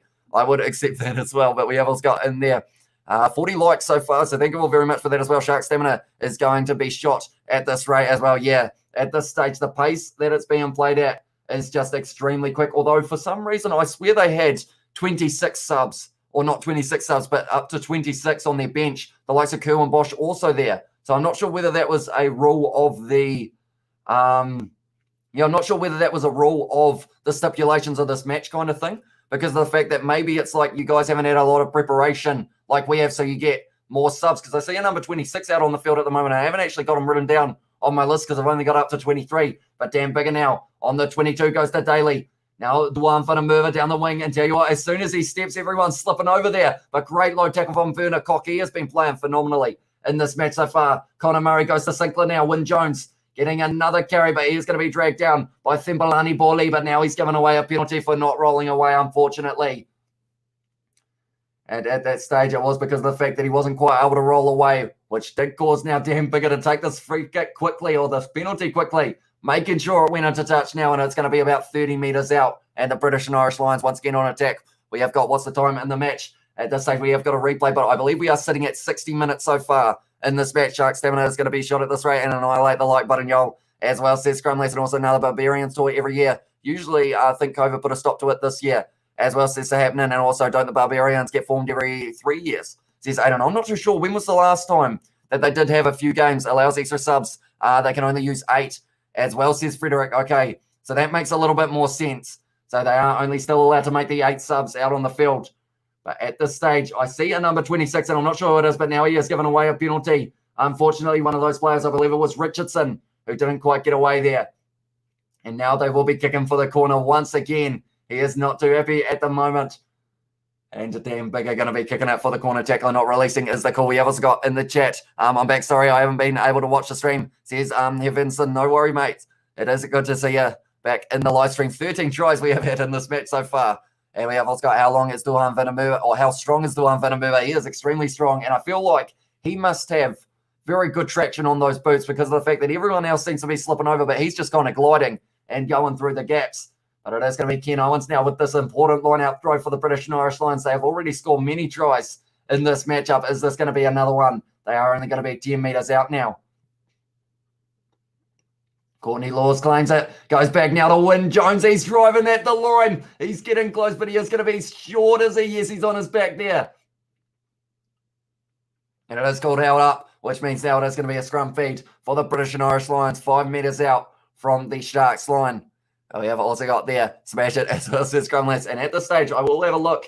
And whoever voted for the, 26% of you said 7+ tries in this match. And at this stage, we have had a total of, that was for the British and Irish Lions. And I believe they have 8 at this stage, if I'm not wrong. They have well and truly been ramping it up. That is for sure. In the second half, they have had a lot more of the possession, which I feel like they've had 85% possession is what mine is trying to tell me at this stage. 86% territory, and they have scored 8 tries in this match so far, but it is going to be a scrum now for the British and Irish Lions. 17 minutes left in this match. Are they going to be able to? Tell you what, we'll have a little bit of a guess in the chat. How many tries are there going to be in the later stages of this match between the two sides? I've got $10,000 Irish and British Lions win, as well, says Heavenson.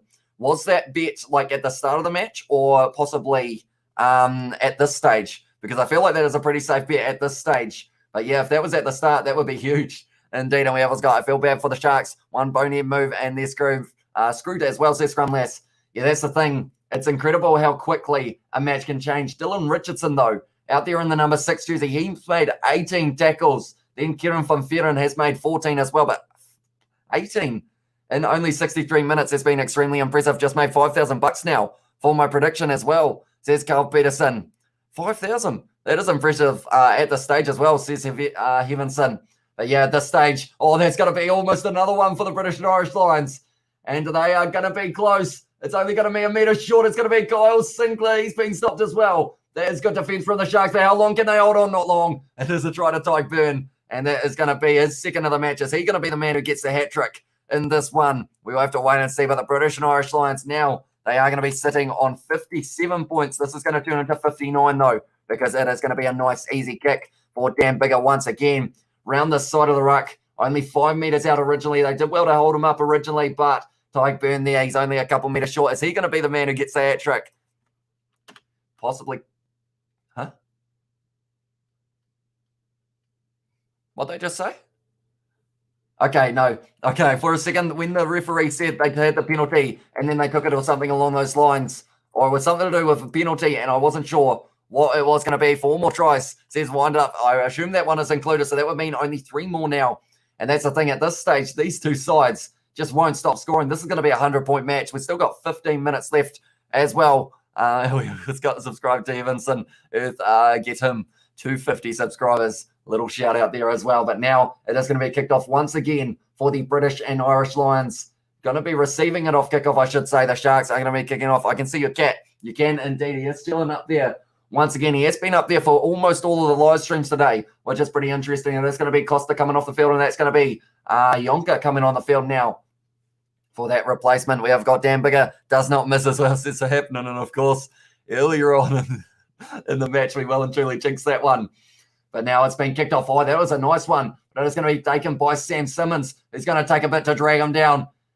And at this stage now, just outside of the 22, Conor Murray goes back to Tom Curry now. Biggar with the offload. Going back. Quick hands from Elliot Daly. Goes out to Liam Williams, firing it out to Duan van der Merwe. And he has stepped once again. He seems to have very good traction. I'm not sure what boots he's wearing, but they are seeming like they are pretty good. That is for sure. Great hands from Biggar there. Going to Harris on his outside now. Offloading to Daly. Goes out now to Sam Simmons, who is met by Dylan Richardson, making possibly his 20th tackle of this match so far. Sub count is rocketing. Skyrocketing. Congrats as well. Says Grumley. Thank you very much. It's hugely appreciated, all of you guys who have been tuning in for these matches. And yeah, hopefully you have been enjoying Anthony Watson. He is going to be enjoying this match because by the looks of it, he is going to find Tom Curry, and that's going to be another try to the British and Irish Lions. And it's an interesting one, isn't it? You're in that situation of we are close to the 100 points already, and there are still going to be 14 minutes left in this match. That is going to be going up to 66 points with this conversion. After 66 minutes, a point a minute for the British and Irish Lions. They are absolutely on fire here in the second half.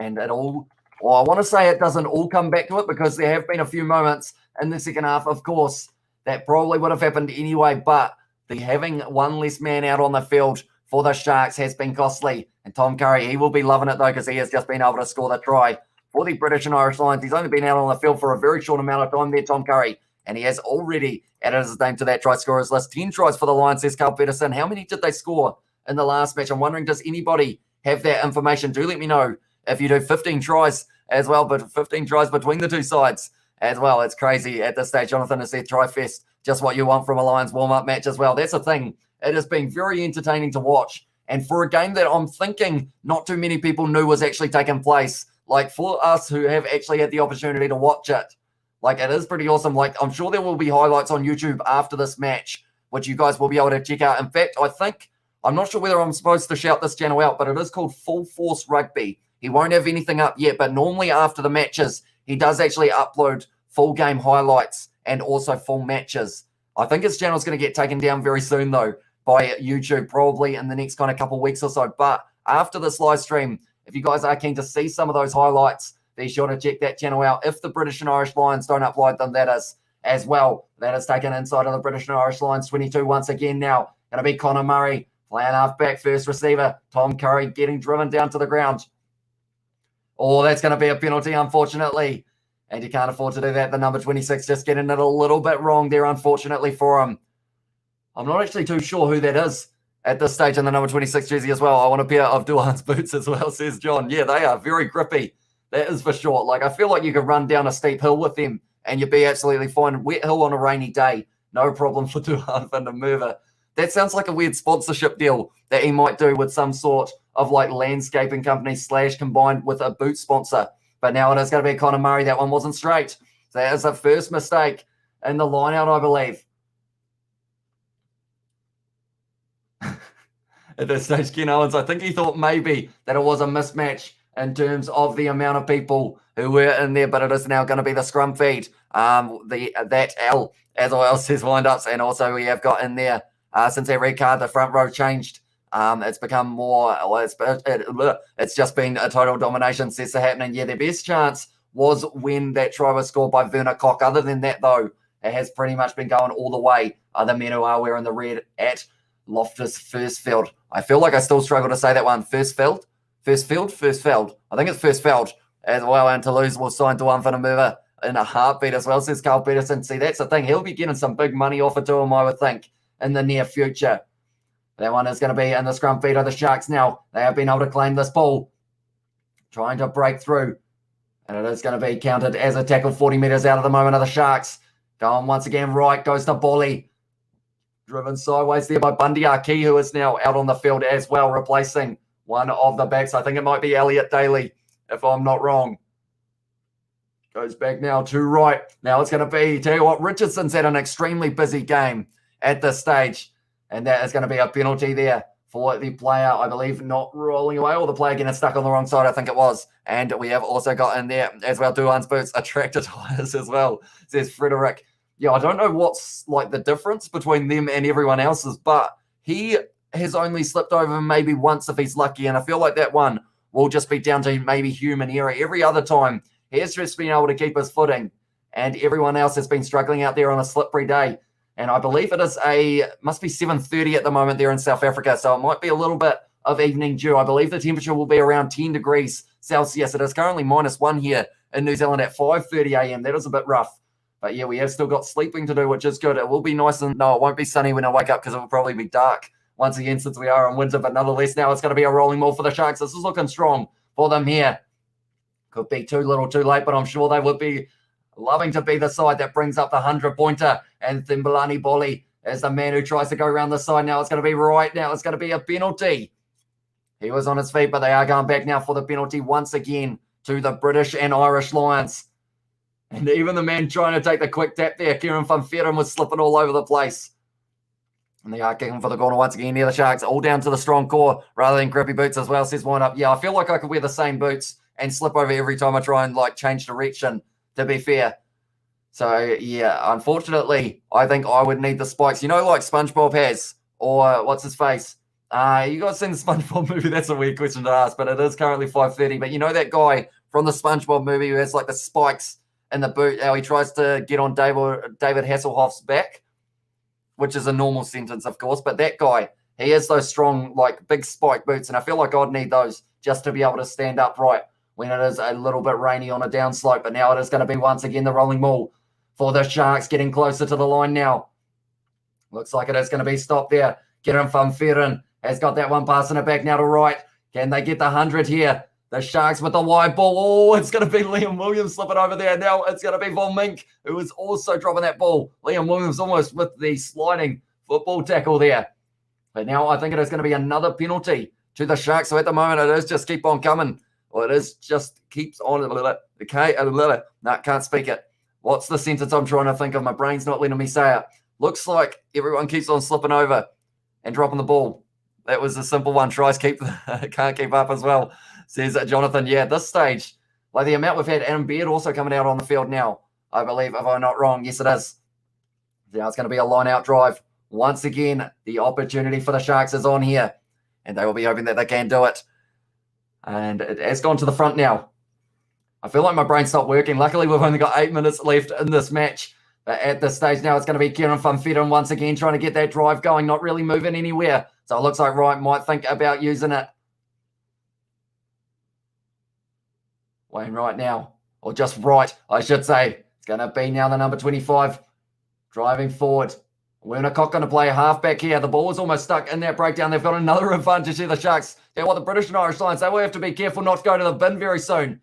Dan Bigger, oh, that's an awkward tackle in that situation. Dan Bigger's not too happy about it either. We have got in there. NZ only scored 57 against Fiji as well, says Lewis. I mean, Fiji, like looking at their performance, I wouldn't say that it is like people were going, New Zealand didn't play badly. It's just Fiji played that well. Like Fiji had a phenomenal game, and I really enjoyed watching them play as well. Like the number 6 in that match, Johnny Dyer was, and also in the end, I believe, I'm going to have to look at the name because I have slightly forgotten it, but it was the man in the number, where are we? We have got Albert Tuisu was actually very phenomenal in that game as well. If you haven't seen the highlights, be sure to check it out because Fiji in that match played well. And that's coming from a Kiwi. Like, I am always impartial in these matches. I know a lot of people were saying the refereeing wasn't great at times, but I always try and stay in the middle as well. D-Mac or Geordie Barrett? I feel like this question literally splits everyone, but I'm going to say Damian McKenzie. Is that the right answer? I'm not too sure. Do let me know. At this stage, only 5 meters out once again for the Sharks. He has been told to leave it there. And it was Wyn Jones who was trying to get that ball for a side. It's going to be Thembelani Bolly there. Connor Murray jumping over that ruck had no impact on Bolly. Over the top, they've got another advantage. Surely this is going to be a yellow card very soon in this situation. Cross kick opportunity now going high. Liam Williams very safe under a high ball though. Up against one of the shorter players on the Sharks side. Interesting choice to go for the cross kick in that situation. But at this stage, we have got Fiji bought the pain train. You tell you what, they had some big hits as well. And we have got the Welsh know how to play in the rain. Believe me, most of the grounds are underwater for 5 months of the year. Says winds up as well. And we have got there. We still have a fairly team, or we still have a fairly new team. I think that would be. And Fiji also had a phenomenal game. Says Tristan. Yeah, they were very good in that match, Fiji. And then we have also got there D-Mac at 15, Geordie Barrett at 12, Richie Mo'unga at 10. I do like D-Mac at 15. Geordie Barrett, they actually tried him at 12 in that first match up against Tonga, which I feel like is where maybe, like, because they've only got, I believe, 2 number 12s at the moment. So if there is another injury in the next kind of week or so, I think maybe they will give him another crack around that place. But Richie Mo'unga at 10 is going to be exciting, whether or not they give him that call-up, or not really the call-up, but the nod for next week to be able to start in that number 10. Because Beauden Barrett, he didn't have a bad game, but he didn't have like an overly great game either at the same time. But now it's going to be a rolling mill for the Sharks. This is where we have been for the last 5 minutes at the moment. That one has gone down, and it means now it's going to be the scrum feed. Who is that making all the noise? Was it Elliot Daly in the background? Not too sure. It might have been Anthony Watson, but someone is absolutely fired up at the moment for the British and Irish Lions. We have got when is the Rugby Championship happening? Tri-Nations as well, says Lewis. I believe the first match, okay, well, I can actually give you that information. I have got it all penciled into the calendar. I am going to be covering all of those games as well. But one moment, it is just loading up at this stage. But yeah, Thembelani Bolly went round the side, and it did just become the rolling ball once again. But they had the advantage in that situation. They just keep on going back to that situation of rolling more advantages. But now the British and Irish Lions are going to have that scrum feed. Poor Bodie couldn't even see through those black eyes. Bless him as well. Yeah, that is a good point, that he had some heavy swelling in that situation for him. Right, where is the Rugby Championship?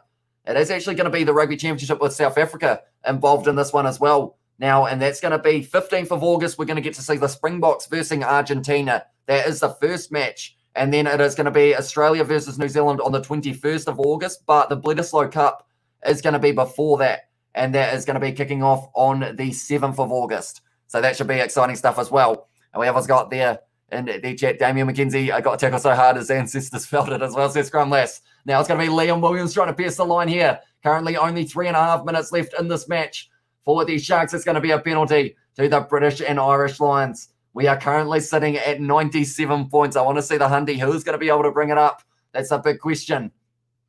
But they are just checking something by the looks of it as well. We haven't got any games in Brisbane, says Aiden.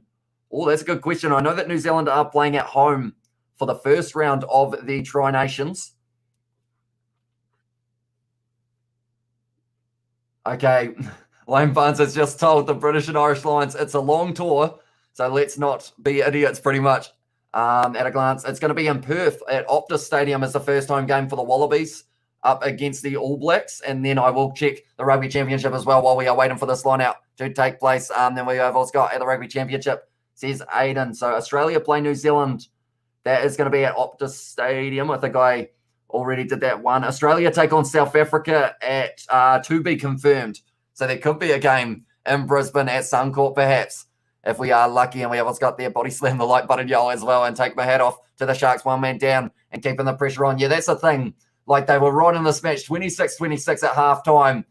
Early on in that second half, the red card happened and the momentum just changed. But the Sharks, they are still trying in this match to be able to get one more try on the board. At the end of the day, they aren't going to be playing the British and Irish Lions that they think for the next probably around, I guess it's 12 years, isn't it? Unless, of course, we end up in the situation of another game getting postponed, then they will get another opportunity perhaps next week, depending on how it goes. But now it is going to be once again Daly playing halfback, goes to Tom Curry, has already scored the try. We haven't had a hat-trick in this match either yet. Sinclair taking that one, goes across to Wyn Jones. Dan Bigger gives it to Johnny Hill. Great little run there. Almost able to find the offload, but not quite able to in the end there. Now it's going to be Wyn Jones playing halfback. He's played that a few times in this match so far. Anthony Watson there. He is going to be stepping Anthony Watson. Did I just jinx it? He has got the man with him, Tom Curry. He's gone round Anthony Watson, and he has done the fend as well. And Anthony Watson has scored the try, and that is going to be the 100 points in this match between these two sides. Who would have thought we'd have 100 points going into this match? I know a lot of people thought a lot more of these points would be the way of the British and Irish Lions, but the Sharks have still been helping out. For that, Andy, we're up to a total of 105 if this kick goes over, but that was going to be Anthony Watson, who was able to score that one. He scored in the 58th. He has scored in the 78th. And now that is going to be possibly the end of the match, although I think we'll have time for one more play in this one as well. Geez, what a bloodbath, Hamish, as well, says David. A huge amount of tries, huge a lot.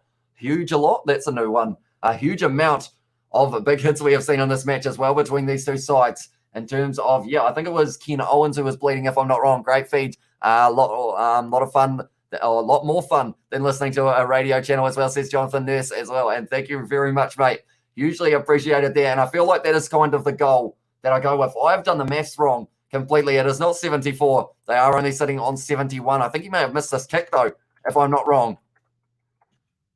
It went straight through the Anthony Watson. But pretty much the thing that I love about this compared to radio commentating is because of the factor of pretty much on the radio, like if you listen to the commentary, there's no interaction, which I feel like is one of the best part of watching rugby, because of the fact that you can just end up chatting away with you guys. And it's just awesome to do. The 10 seconds left, Dan Bigger kicking this one downfield, looking like he wants to keep this ball in play as well. Will the Sharks kick this ball out from inside of their 22, or will they decide to have one last attacking play for them as well? We have had a big donation as well from Carl Peterson. Thank you very much, mate. Usually appreciated there. A little chip in behind there. Down the middle of the field, going to be taken by Liam Williams. Not able to find the offload there. Werner Cox straight on the ball, but it is still on the side of the British and Irish Lions. They don't look like they're putting this ball out yet.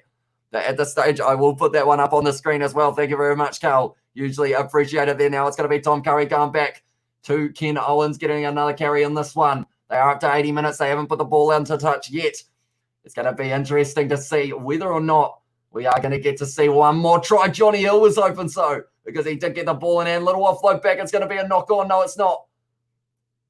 Oh, on the floor, it's going to be a penalty there as well. We have also got there Bodie with the two black guys. It's still better than most with two regular eyes, says Gary Miller. That is a good point. 100 points, says Carl as well. It does indeed. Damn, just ruined my Super Brew.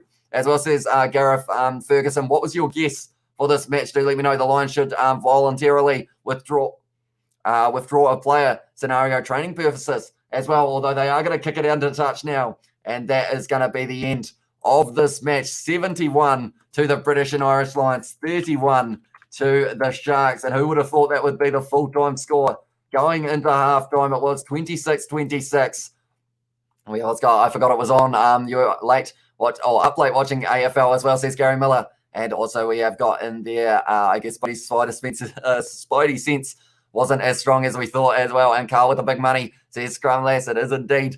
And it is hugely appreciated. 16 tries overall, 5 tries for the Sharks and 11 tries for the British and Irish Lions. Huge amount of points on the board. Hamish, thank you for all the streams this weekend. You are a legend. Morning, guys. Johnny Plays, welcome into the live stream, mate. The British and Irish Lions, believe it or not, mate, it was 26-26 at halftime. Will you put Japan, Fiji, and Samoa in the Rugby Championship to make it 6 instead of 4? Or would you put, I think there is talks about Japan making their way in there in the future. And also, or maybe that's for Super Rugby that they will look at including some Japanese sides. But I would say if I had to, I'd love to see it. But they are going to be adding Fiji, Drua, and Moana Pacifica into Super Rugby. So I feel like that will kind of open up the door perhaps for the big opportunity of these kind of other international sides. Like, we want to play Japan. Like, I feel like that's one that after seeing them play up against the British and Irish Lions, it would be absolutely awesome to be able to get to see more games between the likes of the All Blacks and Japan and whatnot. Please do a post-match with the Rugby Guru, says Barry Green. Have you come from his channel, Barry? And what did he say? If he did say anything, you've got a new sub. Really enjoyed this. Thank you so much from the UK as well, says Winds Up. Thank you very much for tuning in, mate. I do appreciate you being here. We will be back for the other British and Irish Lions games that are going to be taking place throughout the week. I believe the next one is going to be on a Wednesday or Thursday morning New Zealand time. But as soon as I know, I will be sure to get that live stream up and ready for you guys. Big thanks, Gibby boys. Great live stream as well, says Jonathan. Thank you very much for tuning in as well, mate. And we have also got mine. Have to check it out. Haven't watched MLR in a while. As well, says Gary Miller. 31 points to the Lions. As well, says Gareth. That didn't quite go the way. It was close. It was very close. That regard, 50 points difference. Tell you what, 50 points difference. That actually, they ran away with it at the end. I feel like it's one of those ones. 40 points difference. Maths is not my strong point at 5:46 a.m.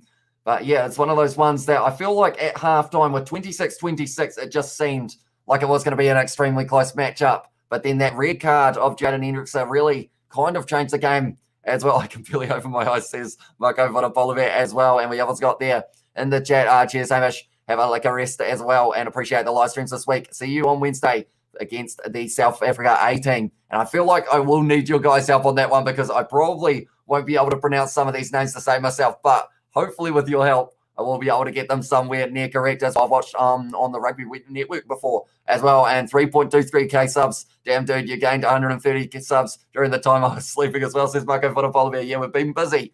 We have been doing live streams pretty much all through the night at this stage. Thank you very much for your commentary from Wales, UK, says Michael as well. So thank you very much for tuning in as well. He's done with this live stream as well, says Barry Green. Maybe see what he says.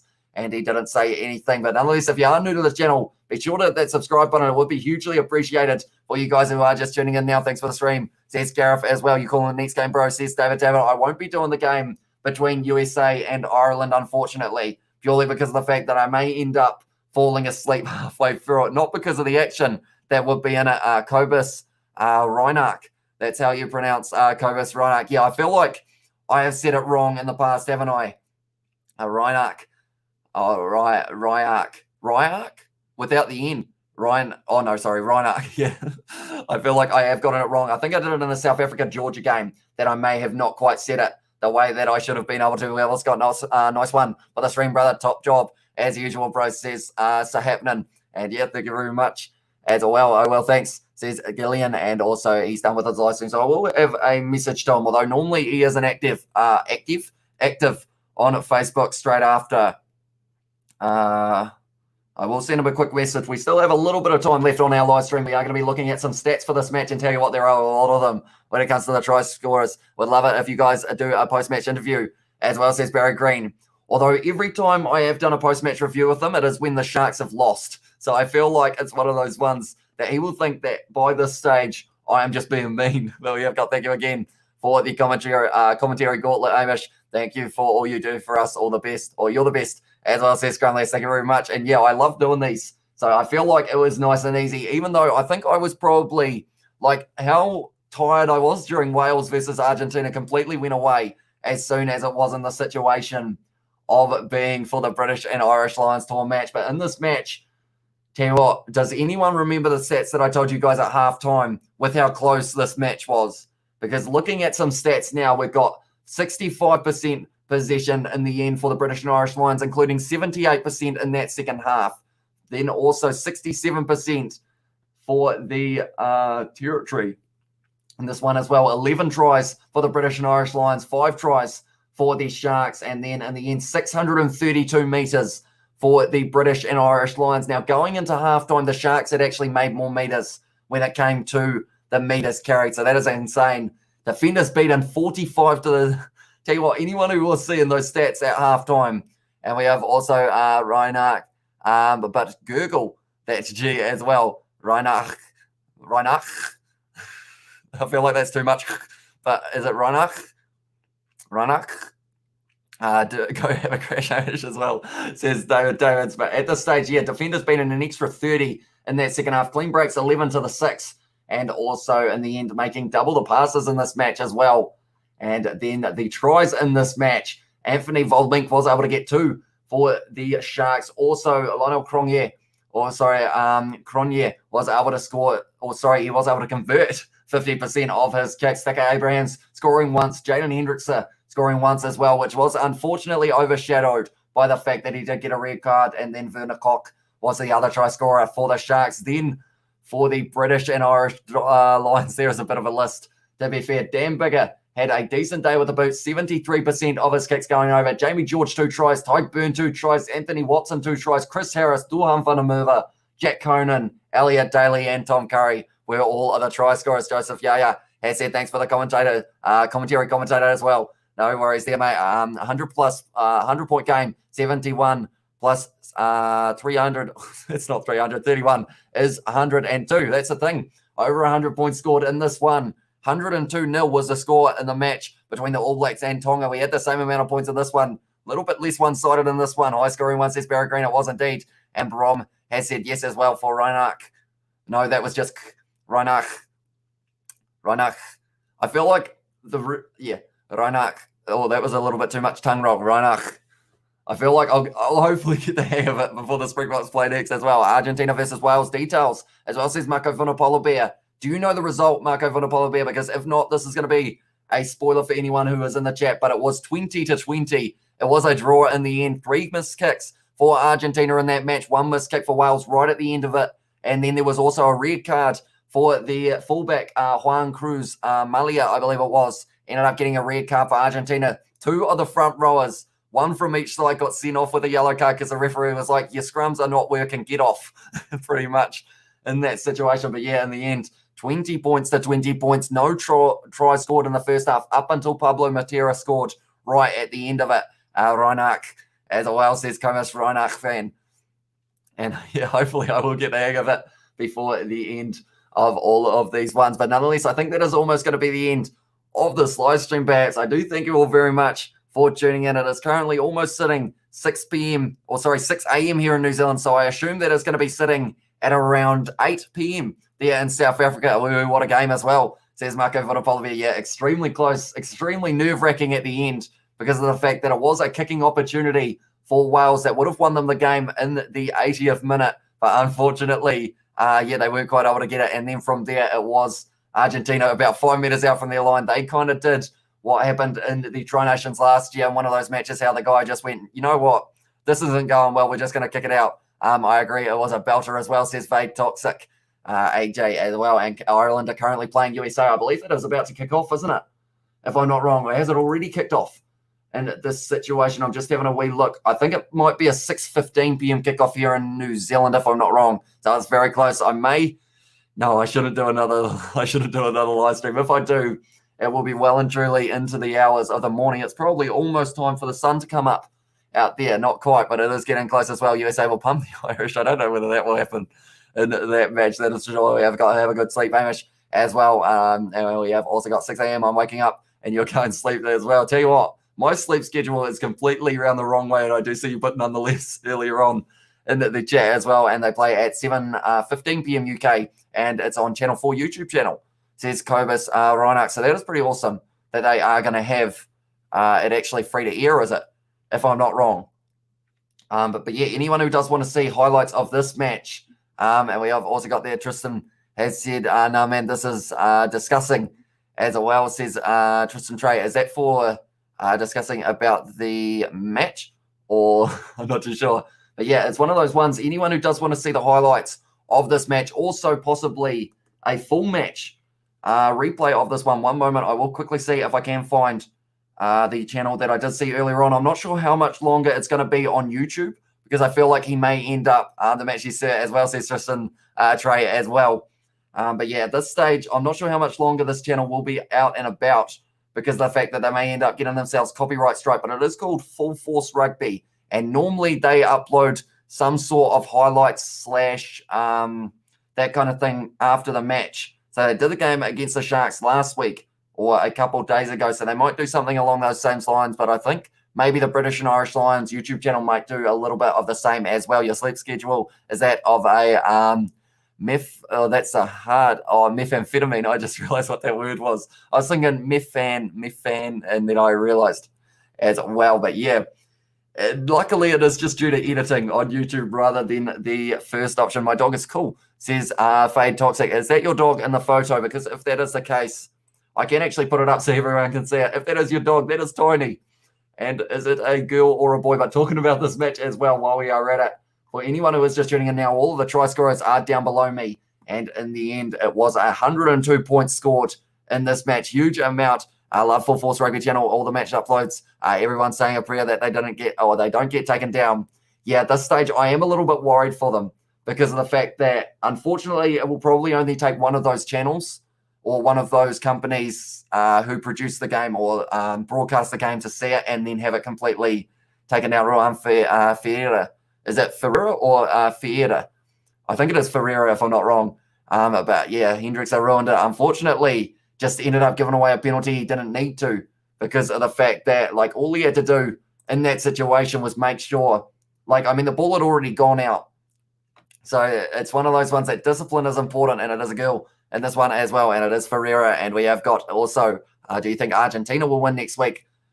I think they will have a better performance than this week. I feel like both sides had, that first half was very stop-start, and I think it's one of those ones that maybe both of them will want to try and improve on it heading into the next match.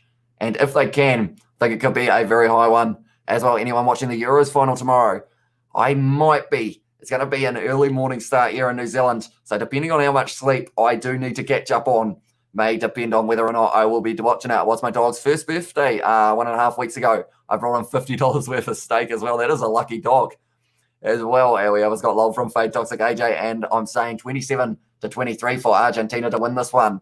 And yeah, it's going to be an exciting one. That's going to be next weekend as well, if I'm not wrong. So there is plenty of rugby on that is going to be taking place throughout the next week. But nonetheless, thank you all very much for tuning in. If you did enjoy, be sure to leave a like and subscribe to the channel if you are new. And yeah, thank you all very much for tuning in. And we will see you for next week with a whole heap more rugby content.